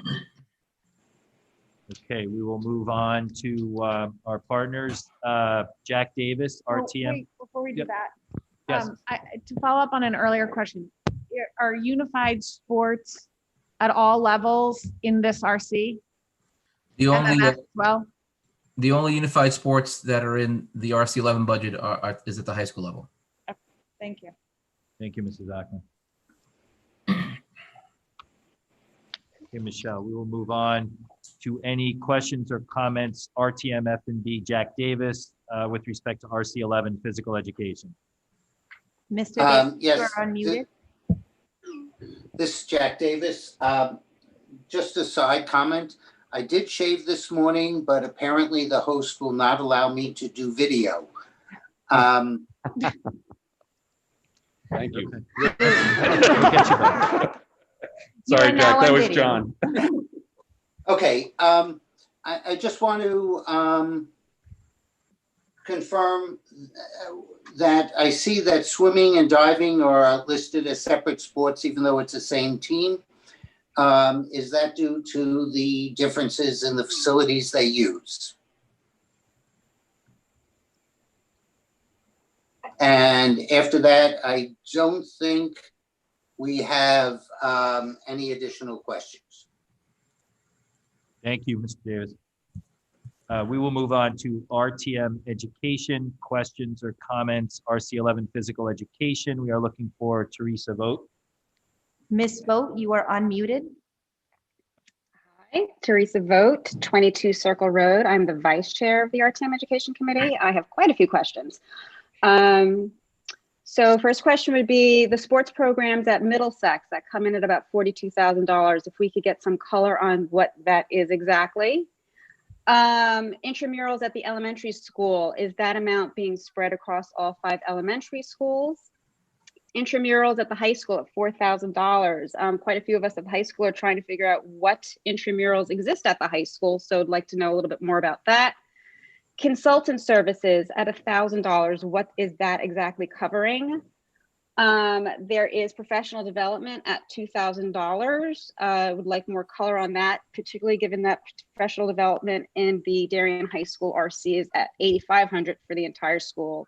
$2,000 for just athletics seems rather high. Building on what Mr. Sini said, that is actually a question the RTM Education Committee has been asking for years. Would love to see a breakdown of what our revenue income would be if we were to charge the Y for using our facilities, particularly given that under the traditional agreement, we pay for the custodial fees when the Y uses ours. So it is still a cost to us either way. Let me just see, because I've been getting questions from people.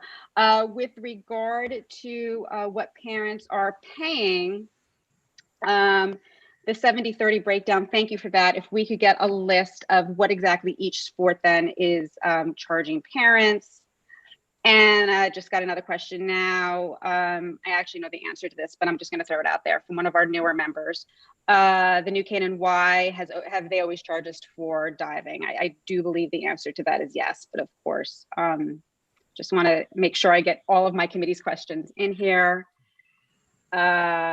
And hold on, because the texts are coming as I'm speaking. I think, let me look one more time.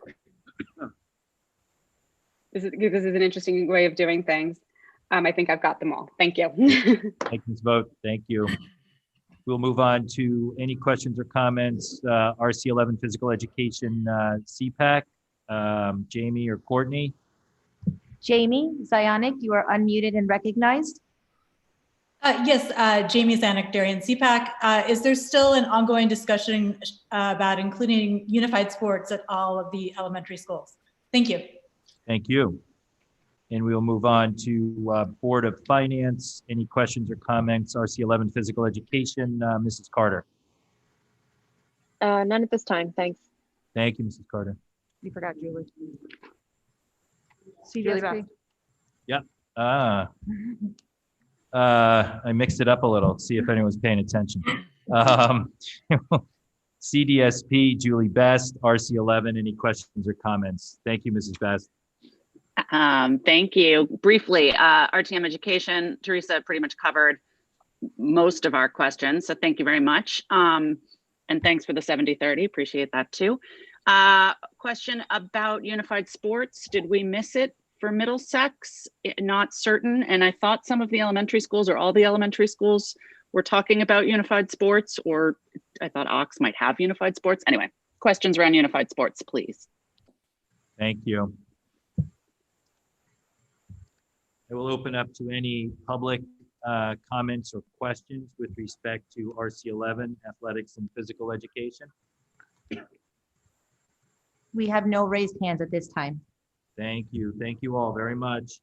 We will move on to RC12, facilities maintenance.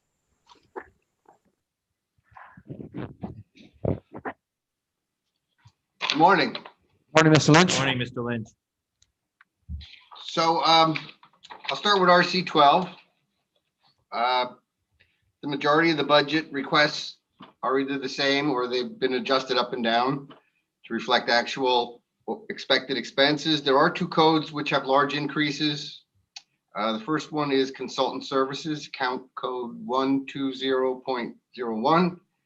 And this increase reflects the hiring of a firm to revise and update our 5-year plan, which is was last presented in December 2016, and it is due to be updated by the end of 2021. The other large increase is replacement maintenance equipment, account code 730.01.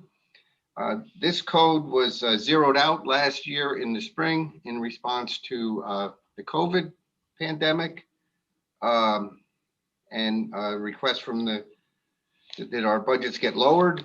And the items being requested are exactly the same as what we had asked for previously. There's no increase or subtraction. It's the exact same items being asked for again this year. And aside from that, we're just, steady as she goes for the upcoming year.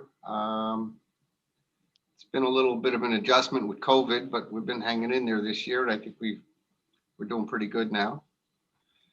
And I'll take any questions from anybody on the board. Thank you, Mr. Lynch. I will open up to board questions and comments. RC12, Maintenance and Facilities, Mrs. Stein. Good morning, Mr. Lynch. Question for you, or maybe it's more for Alan and Rich. The increase in janitorial 25K and supplies 5K seem to be COVID related. Should they not be in COVID expenses, and why are we seeing them in this budget? So the contracted custodial services is due to the minimum wage increases that are expected. So that contract that we have is due to be put out to bid. And we are expecting those costs to go up for the following school year. Okay, because the narrative doesn't match your answer. Sorry, but it says in order The narrative doesn't? full-time employees required to properly clean the facilities. So I just want to make sure if it's a COVID expense. No, Mrs. Stein, the increase in the custodial supply cost is due to the fact that the supply prices have increased. Whereas with the reduced number of students in the schools on a daily basis has lowered some of our costs. The COVID related costs are being carried separate. Okay, I just wanted to. Next year, we're expecting to be spending our normal amount on, say, floor finish and window cleaner and things like that. And those prices are going up. Thank you.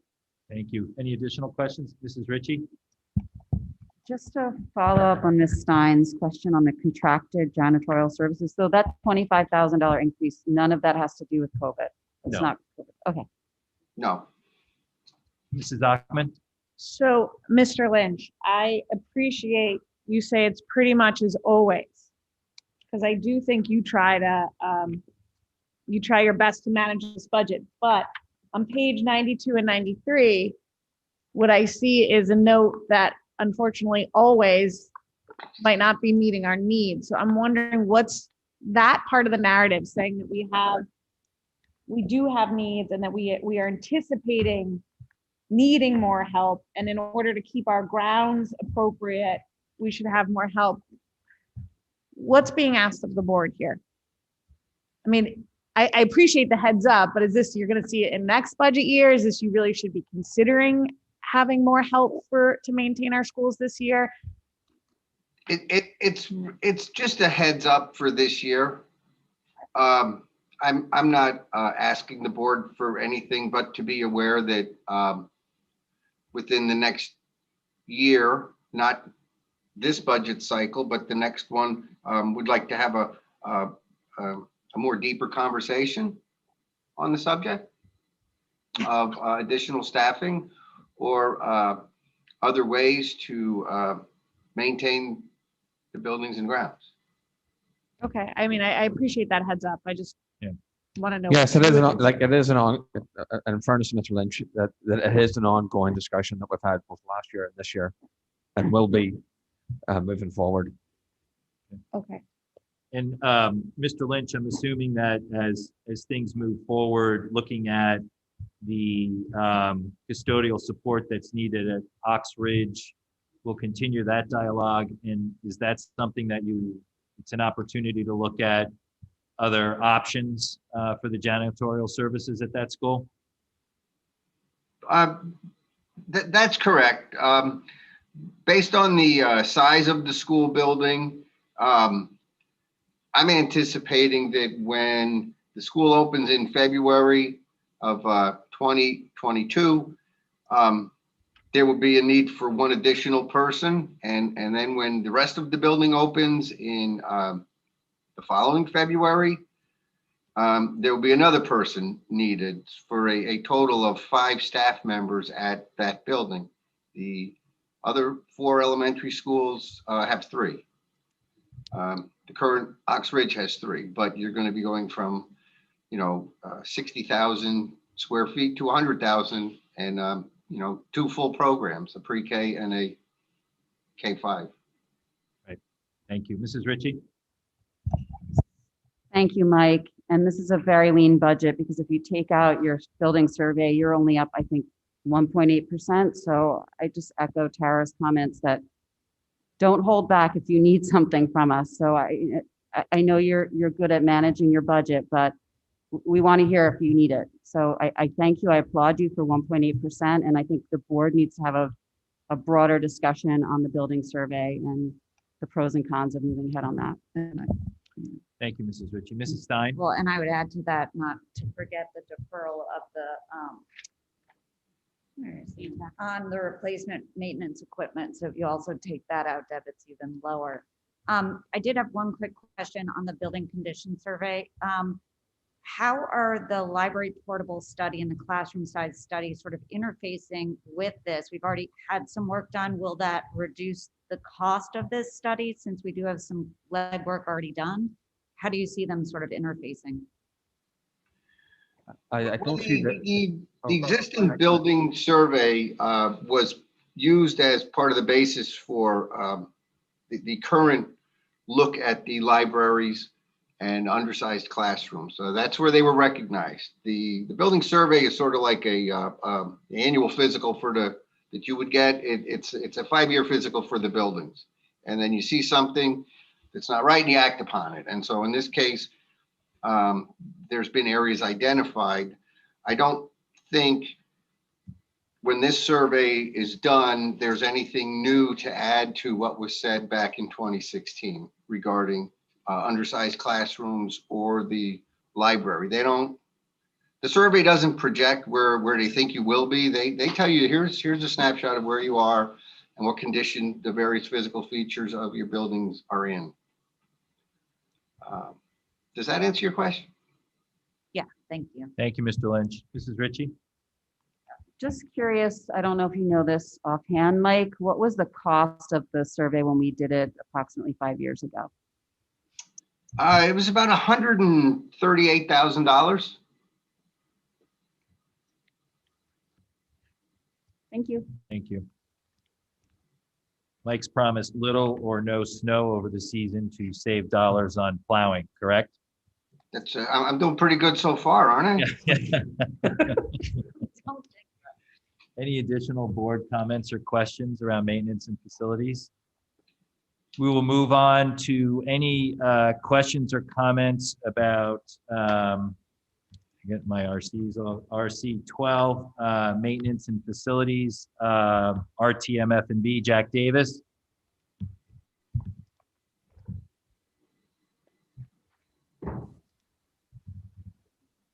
Jack, are you still with us or anyone else on RTM? Mr. Davis, you are muted. You can unmute now. I'm unmuted. Again, I just anticipate a more robust discussion about the 200,000 placeholder on the building study. I understand that costs have increased over the last 5 years, but if we're doing 138 5 years ago, and there's one less school that should be evaluated because it's going to be new, I just am looking forward to that discussion of that 200,000 placeholder. Thank you. Thank you, Mr. Davis. Moving on to RTM Education, Mrs. Bode or Mrs. Sartori. We have no questions at this point. Thank you. Thank you very much. Moving on to questions from CDSP, Mrs. Best. We're good right now. Thanks. Thank you. Moving on to questions from CPAC, Mrs. Ionic or Mrs. Darby. We're all set too. Thank you. Thank you so much. Moving on to questions for Board of Finance, Mrs. Carter. Mine would actually be as a parent. I can ask that when you get to parents. Thank you, Mrs. Carter. I will open it up to any questions or comments around RC12, maintenance of facilities for the general public. There are no, I think Mrs. Carter. Mrs. Carter. Mrs. Carter? If I'm the only one. Just because I was using the fields a lot this fall for a youth sports program. Mr. Lynch, do you have enough money for refuse collection as far as it refers to maintaining our fields and keeping them, clean? Because it seemed like there was a lot of trash on the field, and I just want to make sure we're funding you appropriately to take care of that. Yes, we are getting funded correctly. There was a lot of time this year where the fields at the high school were being used and we didn't have people scheduled because there was nothing going on in the buildings.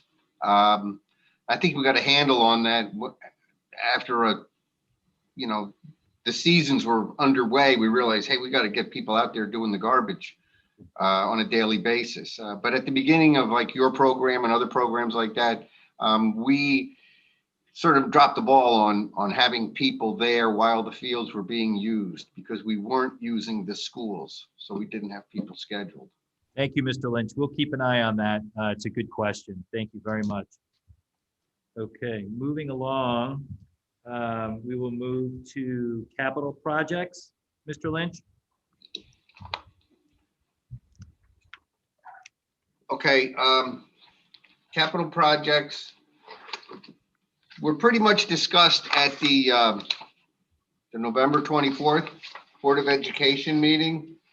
So I'll just highlight a few things. The only change is we added a priority one item at the high school. We normally go to the schools and ask if they have any large piece of instructional equipment they wish to have included in my capital budget. And so we included the replacement of an Epilogue 40-watt laser for the tech ed department at I believe it's $22,000. Yes.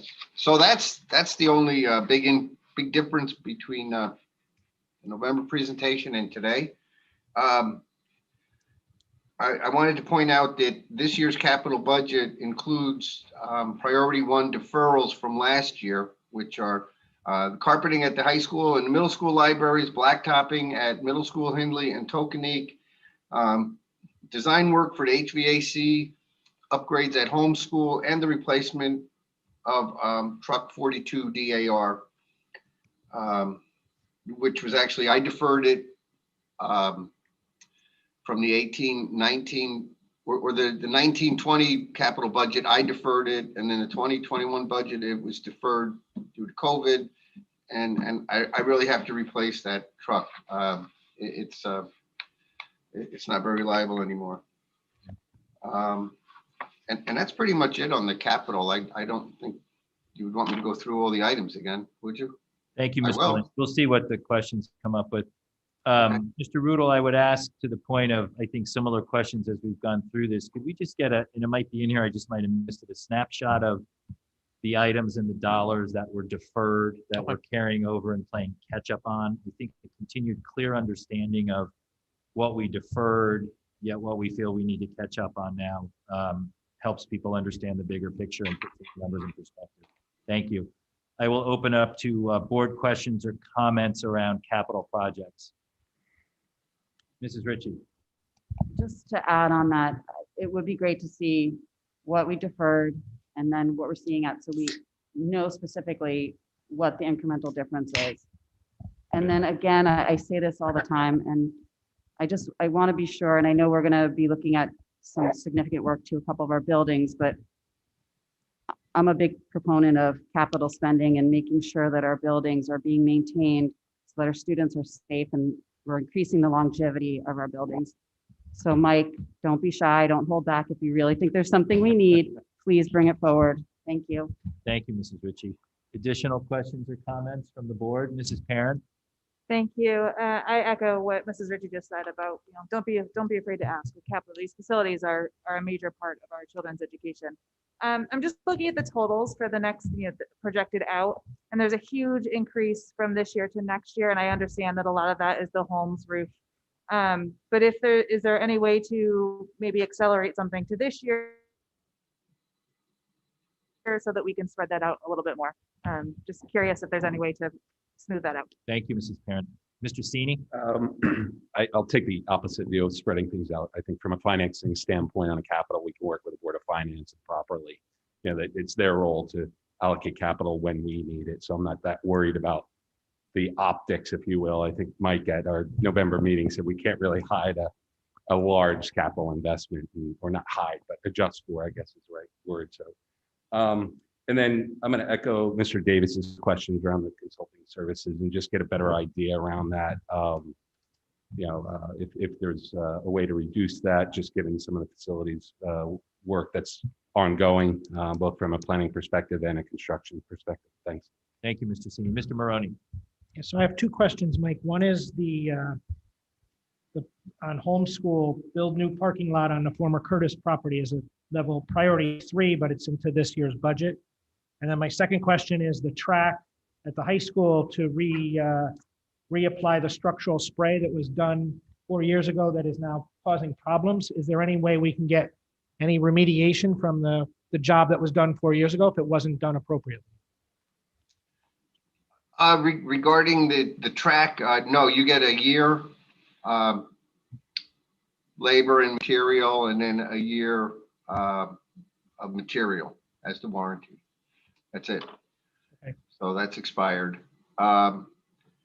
Regarding the homes, expanded parking lot, it's in this year's budget as a 3. Next year it'll be a 2. The year after it'll be a 1, which should coincide with it'll probably end up getting folded into the library classroom expansion, removal of portables project, just because it'll be economy of scale. But it's just there. It could move to another year. I put it in that year. The dollar amount helps kind of level out the various years of the budget. Mrs. Achman? Mr. Lynch, am I correct that on the building condition survey, we'll have to go out with an RFP?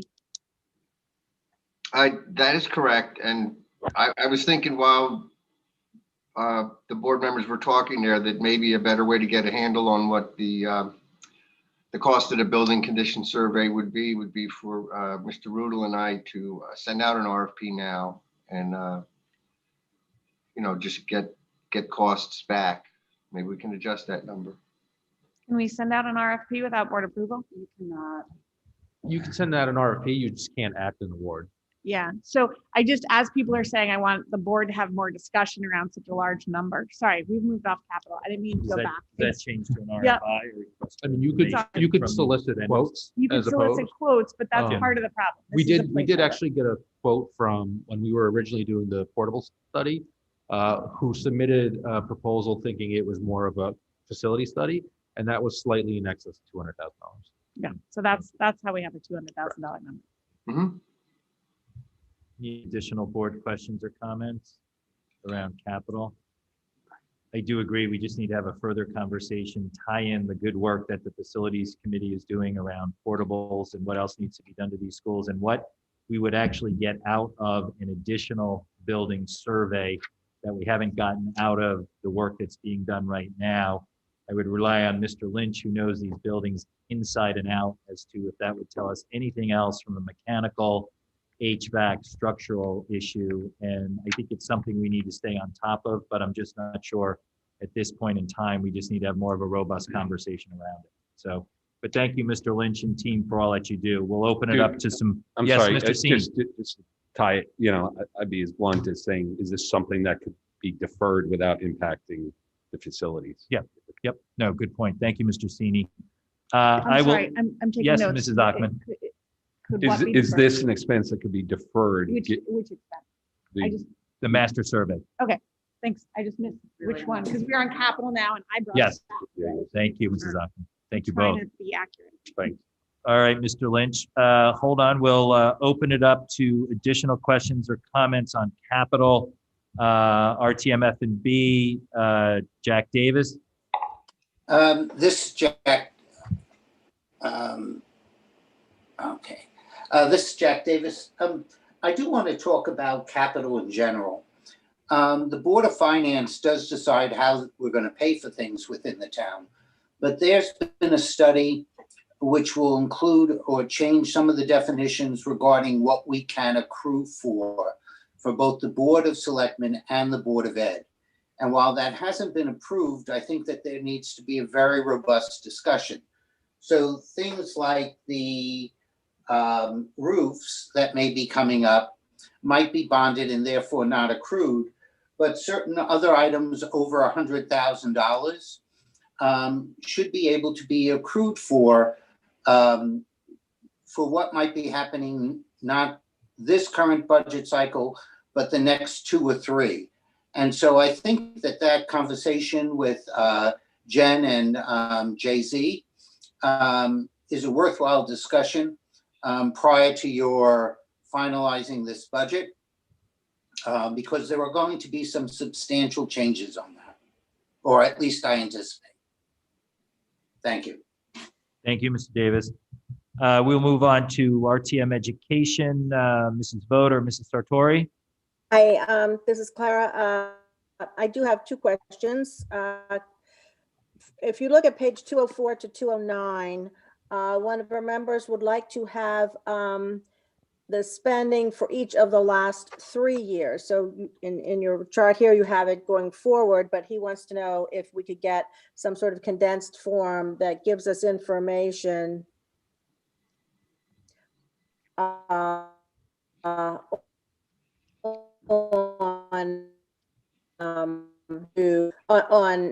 does that make sense? I just see if I can recap. You cut in and out. You're looking for a recap of the capital spending over the last 3 years? Yeah, and divided, the same way that page 204 to 209 is. Mr. Rudel, you understand that? Mr. Lynch? Okay. Yes. Thank Okay, you. thank All right. you. One more question. Is there any way that the capital projects for 22-23 could start this year to smooth out the $9 million that's coming down the line? Something like the HVAC at homes. Okay, thank you. Okay, Go ahead, Mrs. Sartori. Anything else? no, nothing else. Thank you. Thank you. We will move on to CDSP, Mrs. Best. We're good right now. Thank you. Thank you, Mrs. Best. Any questions or comments from CPAC? Just a huge thanks to Mr. Lynch and the facility staff in such a hard year. Thank you so much. Thank you. I echo that and appreciate that. Board of Finance, Mrs. Carter, any questions relative to capital? I'd love to know a little more about the basement renovation, if we could get some more detail on that. Great. Thank you, Mrs. Carter. I will open it up to any additional public comments or questions around capital.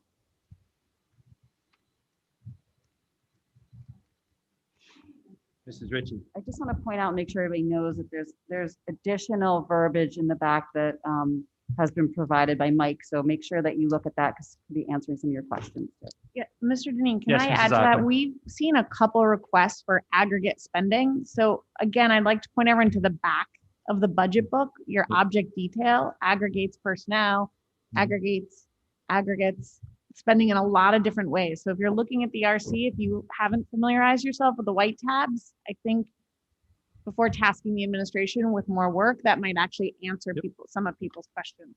So I appreciate that. Good comments. Make sure we all take some time to look at the white tabs, which gives the object detail associated with the RCs.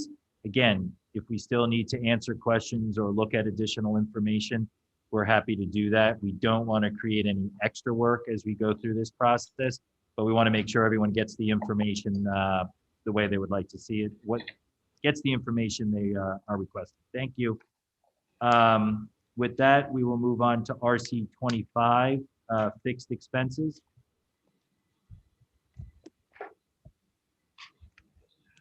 Mr. Rudel, you want to do? Yep, I'll start. Regular transportation does include the one bus that was added for the current fiscal year to service that Renshaw Road, Fitch Avenue area. It does not include any additional buses based on the transportation study for school bus logistics. Our health insurance, we are currently projecting at 7.95%. That does reflect the rate cap that we have with Anthem, who's our current health insurance provider. While it's not finalized, the trend of our health insurance claims has not been favorable, as one would imagine during a health pandemic. Those are really the two large increases. There are an increase in the pension costs. The pension costs are determined by the actuary that is hired by the town. For the year end July 1st, 2020, the pension fund's assets did decline slightly by about 1.5%. That is in part, I mean, the markets did drastically decline from March to early summer during the shutdowns of the country. And those asset declines did impact the contribution for the funding ratio for the pension. Thank you, Mr. Rudel. I will Okay, open it up so for any. Go ahead, Mr. Lynch. In my section of RC 25, fuel oil budgeted amount this year is lower than 2 years ago. Our budgeted amount, our actual expenditure was $530,989. Two factors led to that. One was the price of fuel oil has dropped. The per gallon price has dropped considerably. And we've also switched over to natural gas at every location where we could. And so we now run gas at 5 of our 8 school buildings. The buildings that don't run gas, there's no gas main in the street. Electricity, the cost for the actual electric is slightly down. The cost for our demand for the capacity to give us electric when we need it is up a little. And there's also some tariff increases in with the state to raise the rate a little more. So there's a slight increase in electric, the water and sewer bills. It was very hard to get an answer on water from Aquarian. In fact, it was impossible. Nobody would be able to tell me. So we budgeted in a slight increase just to be on the safe side. And the sewer rates just went up this November. We don't expect them to go up again. So we used the rate from this November to figure that line item for next year. And that is it for me. Good. Thank you, for, Mr. Lynch. utilities. I will open it up to board questions or comments. RC 25 fixed costs, Mrs. Stein. I'd like to go back to transportation for a second. We sort of spent the time to go ahead and do the transportation study, but I don't really feel like as a board, we came out with a decision on what we're doing with that study. And I'm not sure it should be done in this context or if it should be added to one of our regular meetings to figure out what our opinion is on this as a board, because we had the presentation, we heard some ideas, but we never came to a decision and a full discussion. So I'd like to see more discussion before we decide whether we're adding anything, leaving it as it is. Thank you, Mrs. Stein. Dr. Abbott? No, anticipate that on Tuesday evening. Okay. Mr. Brown? I second that. Thank you, Mr. Brown. Mrs. Ackman? Mr. Chair. I third that. Oh, Sorry. all right. As part of, well, I guess this is budget decision and it'll dovetail. We've left out 2, but we've added in 1. So I'm not, we've left out 2 suggested by a study, but we've added in the 1 that we did due to building needs last year in that corridor. So Yes. So Well, we just I have. think as a board, we need to come into a decision of what we're adding and what we're subtracting kind of holistically, including the one that is in this budget. Yes, this one just reflects the revised budget and the decision that's yet to be made to, do they want to change that or not? So the one that was added Correct. for your decision based on emergency and the construction that was going on. Yes, correct. Okay, Mr. Sini. So as it stands now, this is the recommended budget, but we are going to discuss the policy, the decision that might inform us on Yeah, Tuesday I mean, night. I think that's a board decision to come to terms with the recommendations, in collaboration with recommendations or thought from administration, but yes. So you plan to come on Tuesday with a recommendation to the board related to busing? Is that? Well, I think it's a board. Honestly, Yeah, it's and a I board. forgot the I'll give input, but it is a Okay. collective board decision. Thank you. Thank you, Mr. Sini. Mr. Maroney. Yeah, question on busing. So if I recall, there was a point that if we could house the buses in Darien, the cost would reduce significantly. And I don't know if this is a discussion for Tuesday or how, but have we ever ventured into looking where we could house buses in town? So I think what would benefit is if we had a bus depot here, you would see more companies bid right now. So my understanding is the last time it was put out to bid, we had one company for a student actually bid on the contract. There aren't a lot of spots to have a bus depot. We haven't explored it thoroughly. Some schools do park their buses and essentially have their depot at the schools, at a given school. So like New Canaan, for example, does that. Some districts like Norwalk, for example, who don't have a bus depot on site, have the municipality enter into a long-term lease agreement with a private vendor to secure better financing. And so then that lease falls within them. And then that helps provide more company and more competitive bids. But that would likely have to be a case for the next time the contract goes out to bid. Okay. Thank you, Mr. Maroney. Mrs. Achman? So I guess what I would ask is if we're having this discussion Tuesday, is the board looking to make a decision Tuesday to at least have a conversation? And is there any board member here who needs more information to help them make a decision? Because I think the administration is saying we've provided you with all the information we have, kind of where are you? Mhm. But to John's question, like, are you coming with a suggestion? No, the administration is not. It's now the 9 of us sifting through. So is there anything else anyone needs so we can have a good conversation Tuesday? Mr. Sini? Or is information going to be provided in our board packet? We have all the information. And then are you providing any additional information? No, well, I'll resend the. Yeah. Okay. All right. Mrs. Sorry. Ritchie? So I don't want to complicate, and I don't want to get too deep into this discussion, but I also think there's a policy consideration as we work through this, because are we looking to change our policy in terms of who we are busing? Are we changing it to a 1.5 mile radius? So I don't foresee that we'll be able to make a decision on Tuesday about this, because I really do think we need to have policy part of this process. Thank you, Mrs. Ritchie. I agree. So Mrs. Achman? sorry. I think then the concern for me as a board member is the board needs to decide on a timeline, because this came up last spring. We decided to do a study. COVID made it all more difficult. We just heard the study in, was it December, November? I can't remember which meeting right now. I've had too much coffee. And we may need a policy, but we also need to decide on a budget. And so by February, we have to have a decision on this, at the very least, of what dollars we're putting in the budget, even if we're saying this is a Band-Aid until we can make it. But time is a little bit of the essence here. So we need to design a process. And that's why I'm asking if there's anything else we need other than maybe a resending of current information. I suggest we tell the administration now so they can have it prepped for Tuesday. Agreed. Thank you, Unless Mrs. we find Achman. out we need something. Is there any additional information the board is looking for? Mr. Sini? I mean, again, we're delving into policy as we discuss budget. I mean, I think you have to discuss it on Tuesday, what comes out, because Ms. Ritchie makes a great point. I mean, we might have to have an overall policy discussion around busing, based on our board policy. So I don't, we are under a timeline too, but I think, we should discuss it Tuesday, figure out where we are as a board, what we need, not to come to a conclusion to rush us to make a decision on Tuesday night. If we have to have a special meeting along the way, so be it. And I hate to say that right now, but I'm just saying, recognize by Yeah. Friday, by February, we have to make a budget. Understood. decision, One Yeah, way or the other, yeah, policy or not. Understood. Mrs. McCammon?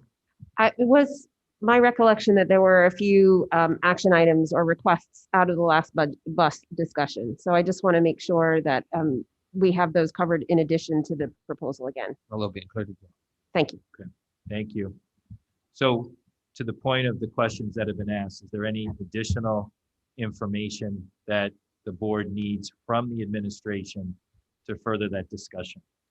Mr. Sini. I guess the big question is, do we have to look at our policy as a Yes. board? So we haven't had a policy review. The policy committee has I think not met.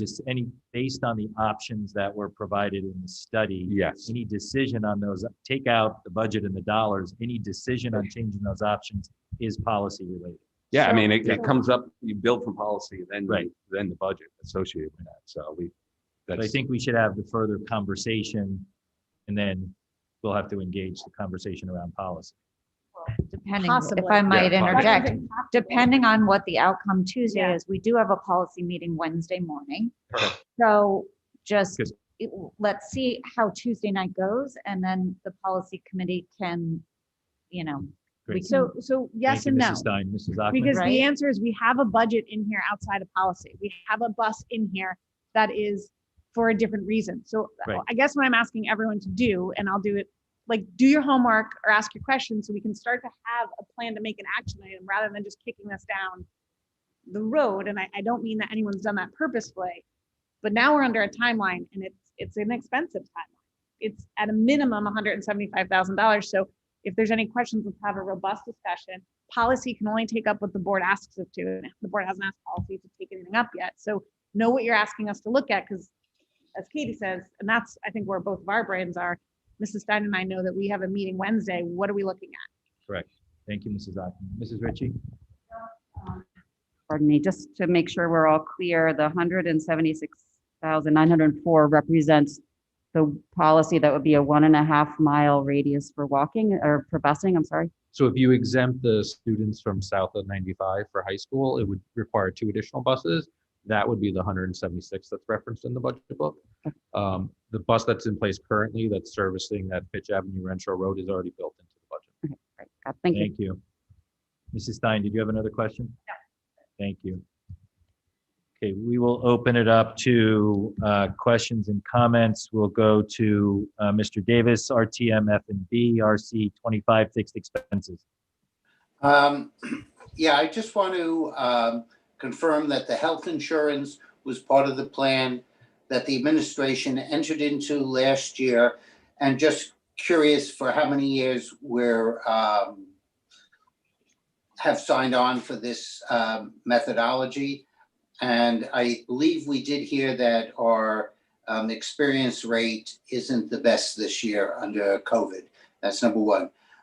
Number two, on the retirement costs, I just want to check that these numbers reflect what Rich has received from the Board of Selectmen for the Board of Ed part for these costs, so that these are the costs that have been confirmed and they're not anticipated to change. Thank you. Thank you, Mr. Davis. We'll move on to RTM Education. Teresa Vogt, any questions? Mrs. Sartori? Hey, Mrs. Clara, the question is regarding the Constellation rate. Is that up for negotiation anytime soon? 0.08 is a staggering rate. Okay, thank you, Mrs. Sartori. Okay, thank you. We'll move on to CDSP, Mrs. Best. Quickly, we look forward to more discussion on the bus question, and I'm not being sarcastic. And regarding staff health insurance increases, we did get a question, are the responsibilities being handed from the state to local responsibility? Is that reflected in this number? Thank you. Thank you, Mrs. Best. We'll move on to CPAC, Mrs. Ionic or Mrs. Darby. Nothing from CPAC, thank you. Thank you. We'll move on to Board of Finance, Mrs. Carter. Yeah, along the lines of what Jack brought up, I do remember kind of the staggering increase that we were given for health insurance last year that prompted us to change carriers. And I'm just curious how long that cap will last and if we have any idea what like a real estimate would be if it weren't capped. Thanks. Great. Thank you, Mrs. Taylor. I will open it up to any further public questions or comments around fixed expenses.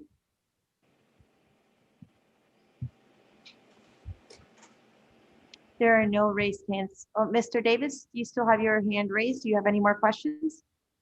No, I do not. Thank you. Thank you, Michelle. You're welcome.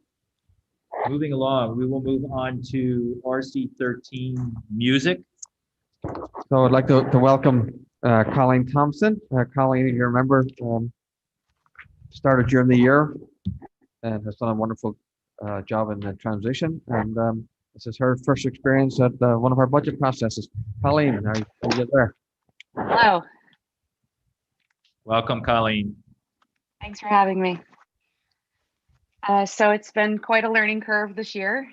First year administrator and getting used to the budget process. Also, COVID has been a pretty major disruption to our music program. We're happy to report that throughout the year, we're still able to do some singing and playing. We're presenting a lot of our music concerts virtually. And the projections or the budget process this year, you know, we didn't, you know, we're not requesting much different than what was requested in the past. And we're proposing the budget based on projected district enrollment and the expectation that participation in performing ensembles will resume fully after COVID restrictions are lifted. So I think the process is that I kind of just go through and highlight any changes and then allow for questions. So if that is the process, that's what I'll do. Yes, thank you, Colleen. All right, thank you. So our one of our largest accounts, 230.02 classroom reference.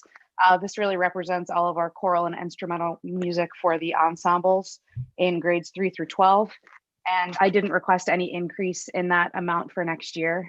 And the next account, 230, textbook consumables, we were able to identify a few periodicals that we were no longer using. So that represented a decrease.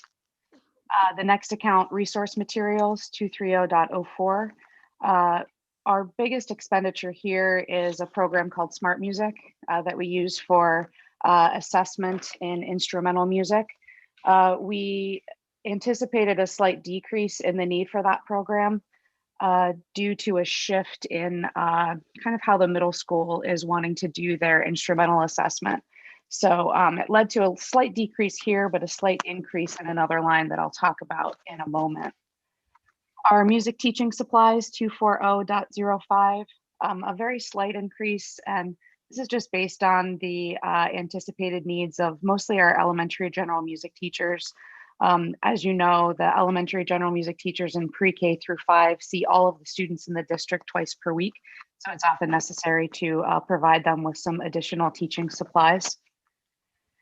A slight increase in 250.13, which is our accompanists. We hire sometimes in district, sometimes out of district accompanists to play for our concerts. And we identified 2 additional services that we might need at $100 each based on the current personnel we have and plans for choral concerts next year. And account 250.30. This is where there is a slight increase for next year, and that's based on a new program that we started using this year called Soundtrap. It's a cloud-based digital recording and editing program that we use for composition and performance assessment. And we've decided to start using this program at Middlesex and reduce our use of Smart Music for those students. And it was kind of a good thing that we discovered it during COVID. And we needed to do some additional digital sound recording. And so our teachers have identified that Soundtrap is something they want to go with moving forward rather than Smart Music at the middle school level. Let's see if there are any other increases to discuss. Repairs and service contracts, 720.44. This is our general repair account. Slight increase here, and that's actually the good news is we often get donated instruments that come into the district, and they're often very high quality and require a bit of repair.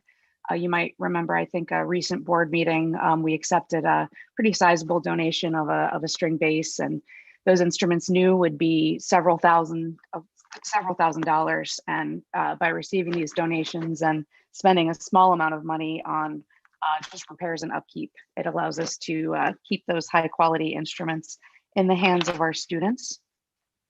And then finally, I'll skip to the end, our equipment budgets. Account 730.11, replacement music equipment. A slight increase here, just a few needs to, again, we need to keep our instruments in good working order, and a few other items that were identified by the middle school for they need additional music stands. But there's a trade-off there, because in account 1230.11, new music equipment, we decided not to request quite as much as we had in the past. So that represents a bit of a decrease.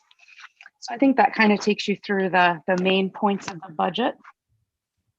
Thank you, Mrs. Thompson. I appreciate that. I had the pleasure of meeting Mrs. Thompson a couple of weeks ago in Dr. Adley's office, and the energy and excitement you bring to the program in these challenging times is to be applauded. And thank you for carrying on. It's always been an exciting program that the community just loves. So thank you for being here and moving us forward. And I like to hear something good came out of COVID in terms of the Sound Trap program. So I will open it up for board questions and comments. Thank you. Ms. Ritchie. First of all, thank you and welcome. And thank you so much for continuing to bring music into the lives of our children, because it is so critically important, especially right now. And I don't have a question, I do have a comment. And I just looked at your budget that you actually had going into this current fiscal year and compared it to what you're asking for the next fiscal year. And really, your overall ask is less than 2%. So I applaud you for that. And I'm sorry that we couldn't continue all the programs as we usually do. And I'm hopeful that next year we will be back to where we usually are. So thank you. Well said. Thank you. Any additional board comments or questions? All right, we'll open it up. Any additional questions or comments? RC13 Music, RTM F&B, Jack Davis. We have one question from a member. We'd like a little bit more explanation in the clubs and councils that's been averaging about 40,000 over prior years, and yet was budgeted for 56 for the current year and 58, 59 for the next fiscal year. That's 101,003. Thank you. Thank you. Moving on to RTM Education, Mrs. Vogt, Mrs. Sartori. Yes, a similar question relating to clubs and councils. Please explain the increase, and also could you be more specific about what are the clubs and councils in the music department? Thank you. Thank you, Mrs. Sartori. Moving on to CDSP, Mrs. Best. No questions, but welcome and thank you. Every little bit of program that's been shared with parents this year, I know have been greatly appreciated. Thank you, Mrs. Best. Moving on to CPAC, Mrs. Zionic, Mrs. Darby. Hi, Jamie Zanuck. I'm aware of adaptive music for ELP. I'm curious if our music teachers are receiving professional development and in differentiating instruction for all of our learners. Thank you. Thank you, Mrs. Zionic. Moving on to Board of Finance, Mrs. Carter. No questions at this time, thanks. Thank you, Mrs. Carter. I will open it up to any general public comments or questions around RC13 music. There are no raised hands at this time. Thank you, Michelle. Moving along, we will move on to a review of RC14 art. So which Ms. Samus, Jackie should be on the line. You there, Jackie? Yes, I am. Good morning. Oh, there you are. Good morning. All right. Well, I'd like to thank you for your time and work that goes into putting this budget together for our schools. Our budget is very similar to previous years, and we have found that this meets our needs. We've tried to efficiently use our art supplies, and we try to continue to do that. We saw a small increase of students this year electing to take art at the high school, and we hope to see that continue next year. One change for next year is adding a membership at each building level to a resource called the Rtm Education. This is a digital resource for teachers, providing hundreds of hours of PD and lesson resources for teachers, and is especially important for teachers at the elementary level who teach 6 different grade levels. This resource is similar to the Quaver program that the music department uses. Additionally, we need to continue to have the kilns rewired at the high school, and it's time to have the front loader number 2 rewired to fire to the correct temp. And we need to replace our kiln shelves. At DHS, 50% of our art classes are clay-based, so keeping the shelves and the kilns running at their optimal temps is important. And that's all I have for major changes from last year. Thank you, Any Mrs. questions? Nemeth, and thank you again. Another incredible program. I need more shelves in my home for the clay and the artwork that comes. But thank you very much. We'll open it up to board questions and comments. Mrs. Ritchie. Thank you so much, and thank you for continuing to bring art into our children's lives in these difficult times. Just like music, it's so important to have these things, and it's very helpful for our social and emotional well-being. My question is about the computer software and supplies and the addition. Is that, could you just explain, is that a recurring cost that we will see come up annually or every couple of years? Yes, so this is getting us one membership at each building currently, and then I would like to see over the kind of the next 5 years adding it so that each teacher has their own membership to this resource. So it will be something that will be recurring every year. And with an increase, I think I left my notes at school. I wasn't anticipating this being fully digital, but I think the max for the 14 memberships is something like $9,000. So the cap where we're starting right now at around 4,300 will then the max in 5 years be 9,000. I'm sorry, so we're going to see that 4,500 carry over each year. That's an annual expense. An increase. And then it'll gradually increase. Correct, and with an increase. Okay, thank you. Any additional questions or comments from the board? Mrs. McCammon. I just was looking for a little more clarification, Jackie, on when you say it provides the same line item as Deb was referring to, when it provides additional professional development. What is the need, and can you talk about what it is providing? And specifically, I'd like to know if it can support teachers who may have to work with students who may not be able to access art in traditional ways. Yes, so it is it's a web-based program that has hundreds of hours of videos that are produced by art teachers that are constantly evolving and constantly changing. So it's not a static resource in that sense. The Rtm Education is a company that has hired art teachers from across the country to develop lessons, to develop videos and resources for classroom teachers.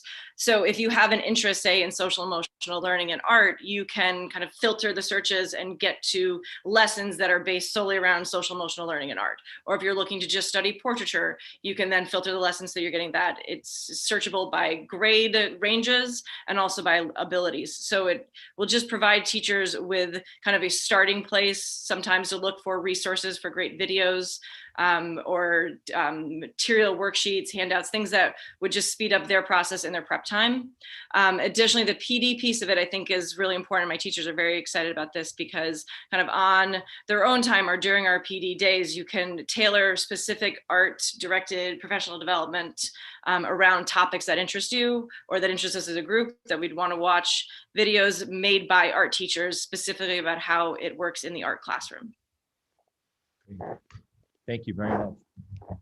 So Go ahead, Mrs. McCammon. the last piece of that, Jackie, was whether or not, and thank you for the answer, was whether or not there is PD that's also accessible for teachers who may encounter a student who cannot access art in traditional ways. So for example, it's portraiture, but a child can't draw. I do not, off the top of my head, know. I couldn't answer that question accurately. I can come back to you with a specific answer at a later date, but I don't have that information currently. Thank you. Okay. Any additional board questions or comments around art? Thank you. I just want to, Dr. Abbott. I just want to recognize Jackie, who's an example of all the RCs who do a great job of sort of managing the accounts as best as possible. And this small increment to go toward building the capital of the staff is just something over time we'll continue to see sort of just continue to invest in that area. But anyway, thank you. Thank you, Dr. Jackie. Adley. We'll open it up to questions. RTM F&B, Jack Davis, RC14 Art. Thank you. It sounds very encouraging with the new software. I'm just curious whether or not over time we would see, based upon these new lessons and some of the things that were just mentioned, whether or not there might be changes to the art teaching supplies, either greater or less, depending upon what's there. And just not an answer now, but sometime in the future, understand how that might impact that number as well. Thank you. Thank you, Mr. Davis. Moving on to RTM Education, Mrs. Sartori, Mrs. Vogt. One question, I'm sorry if I missed this, but at the top of page 103, elementary art system-wide, that whole line is blank. I know the art teachers are listed with each elementary school, but is there any other personnel associated with elementary art system-wide that should be in this line? Thank you, Mrs. Sartori. Moving on to CDSP, Mrs. Best. It's Lori Olson. We Looks like have she no got questions knocked right out now. and is waiting to get. Oh, Lord. I'm letting her in right now. Okay. Can you guys hear me? Julie Best, you are unmuted and recognized. Hi, sorry, I was having technical difficulties. We do not have any questions at this time. Thank you. Thank you, Mrs. Best. Moving on to CPAC, Mrs. Zionic, Mrs. Courtney. Yes, Jamie Zionic. We don't have additional questions. Jill asked the question about the differentiating instruction and what sort of professional development is happening, and that was our question. Thank you. Great, thank you. Moving on to Board of Finance, Mrs. Carter. No questions at this time. Thanks. Mrs. Sartori, I just want to make sure we captured your one question, did we? Relative to staffing specific to the art RC? Blank line item. Yeah, I don't know if maybe my page is a mistake, but the whole elementary art personnel is blank on my page. So I don't know if that's unique to me or whether there's a reason for that. Yep, we've got that question. Thank you. Thank you all very much. We'll open it up to any public comment or questions around RC 14 art. There are no raised hands at this time. Thank you, Michelle. We'll move on to RC 21, Library and Media. I think Dr. McGettigan is on the line. She may have a media specialist with us, or she may not. I am Dr. Adley. Good morning to all, and thank you to all involved for all your hard work in this process, and thank you to the Board of Education for your support. I am going to turn the first part of this discussion over to Nicole, who is going to speak to some budget specifics. Good afternoon or late morning. My name is Nicole Schwenier-Croker, and I am the librarian at Tokenique Elementary School. Our proposed budget for the 21-22 school year was actually assembled by all the librarians across the district. It can be found on pages 133 and 134. Our goal was to develop a total budget that had a zero increase from last year. So we looked at each one of our budget lines. We evaluated which components of the program, which required updates, which needed to be maintained, and there are also some that are no longer relevant. So you will notice on some of those budget lines that they have dropped down to zero or they have decreased in amounts. I hope you know that the Board of Education's continued financial support for our program, our facilities, and our staff does benefit our children K through 12. Whether we're in person or remote learning, which our role has changed drastically and has brought us to the forefront with our remote learning as well. And by supporting the making and creating philosophy, which is built into account 23004 resource materials, I developed a collaborative project that won the 2020 Follett Creativity Award from the Connecticut Association from School Libraries. And I mention this because I think this award shines a light on Darien Public Schools. It shines a light on our students, our staff, and also the message that you provide that libraries are truly essential. So with your continued support, our libraries now support the one-to-one tech initiative. And with that initiative, our librarians have found that our responsibilities have also changed and our time has increased to support our students and staff. So the biggest increase you're going to see is going to be in budget line 123008 for new computer equipment. We are looking for ways to use our time more efficiently, and we have requested a printer in each one of our libraries. And that is truly the area that has the only increase for our entire budget. So we thank you for your support for the Continuing with Libraries Reimagined, and I'd be happy to answer any questions at the elementary level. And Dr. McGannigan will be fielding questions for the secondary level. All right, I will open it up to board questions and comments. Mr. Sini. Just on line 23001, accessions. Yes. You know, we're running about 27,000 year to date, well below budget. And then it seems like there's a significant reduction in the budget we're reviewing right now. Maybe if you could provide a little color on what's going on given COVID and some of the Sure. So our accessions budget has, when we went into full remote last year, I will tell you that we redirected our resources to purchasing ebooks for students to use for pleasure reading, and also to support the language arts curriculum for their genre related studies. The decrease that you see in the budget was done at the finance department.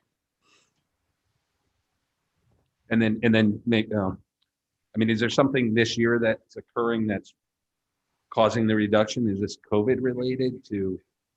I'm just trying to get a, you know, run Sure. rate. I don't have the answer to that question. I don't know if someone else can. So there were reductions done for library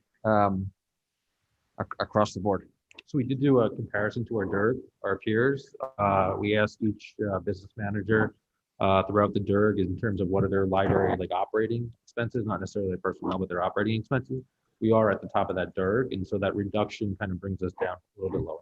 Okay, so that's for next year. And then this year, is there any COVID related that caused us to only spend, I mean, we're halfway through the year, and I'm just trying to get to a run rate. Like, Okay. So to explain how libraries spend our budget. So the accession budget is for our book purchases, and those are purchased throughout the year so that we can maintain an updated collection that responds to student needs, staff needs, and any changes. We have noted across the district for libraries that the ordering process is much slower this year. So our orders are going out and they're not being invoiced right away because we can't invoice until we actually have the products in our library. So we spend that budget throughout the year. I'm sorry, I didn't understand that question. Yeah, I'm sorry. I probably didn't verbalize it well either.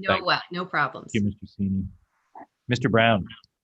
Thank you very much. I just would like to reserve, I may have a question on this when we get to RC 15. I'm just trying to understand from a policy and budget perspective how the library and technology are playing. So if I go back to this topic a little bit on there. Okay. Thank you. Thank you. Mrs. Ritchie? Just back to that expense item that we were talking about. So our budget and estimated is still 93,800. So Rich, you would expect that we would probably spend all of that since we still have it as estimated. So one of the things that Nicole mentioned is the turnaround from warehouses is a lot slower. Even, for example, when you buy things from Amazon, you're not getting them in 2 days. We don't pay anything without an invoice. And so there are orders that are out there, but not necessarily expense, which is why you're seeing that rate a little bit lower. Any further board questions or comments? Yes. I'll open it up to, I'm sorry, Okay. Mrs. McCammon. Thank you. Hi, Nicole. Hello.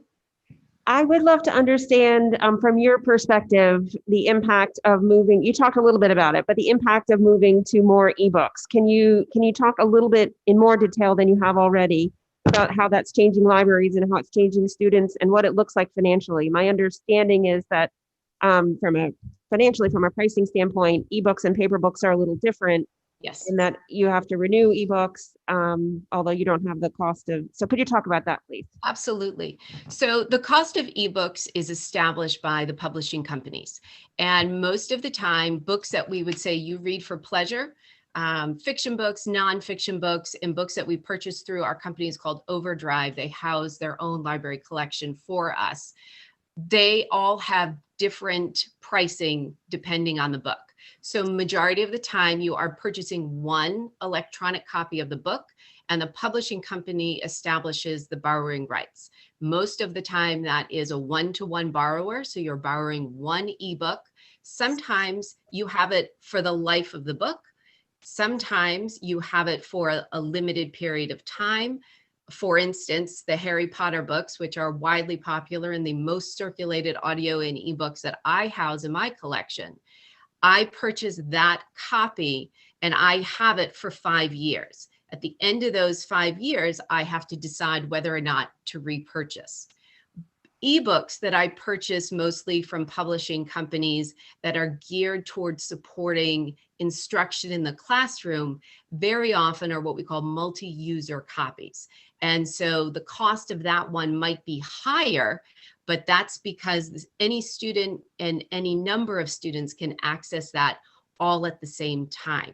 So many of those decisions are not necessarily made by myself, but we are at the mercy of the publishing company because it's copyrighted, just like a print book. Any additional board questions or comments? Mr. Maroney. Just a quick question. In the narrative, it mentions account 123008, but in our spreadsheet, it's 123009 for new computer. It should be 9. Thank you, Mr. Maroney. I will open it up to any questions. RC21 Library, RTM F&B Jack Davis. We have no questions at this time. Thank you for the presentation. Thank you, Mr. Davis. RTM Education, Mrs. Sartori, Mrs. Vogt. Do you have this question, Teresa? Okay, I'll ask the question.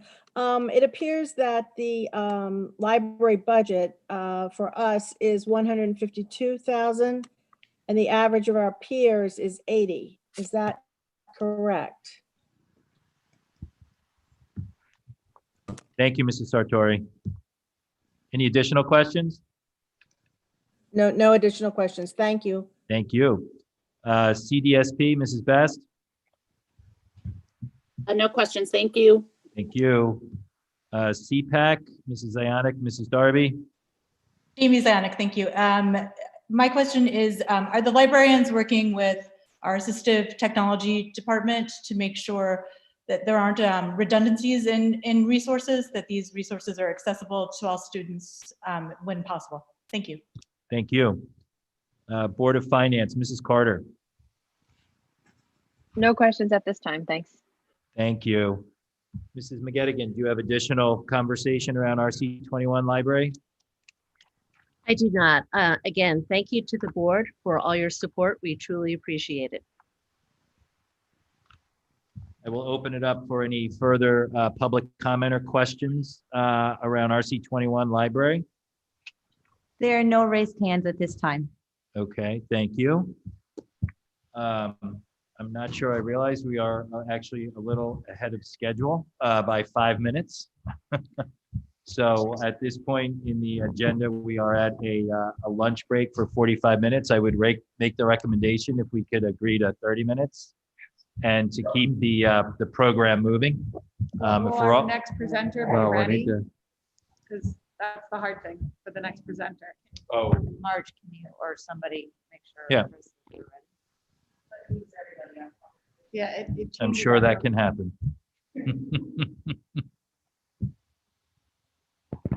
Alicia's always ready. Right? We'll try. Are we good with that? We'll try and We are. we'll try and make an adjustment for people. Okay. Okay, good. So All we right. reconvene at 12:30. We will reconvene at 12:30. Thank you. Thank you, everyone. Thank you, everyone on the line.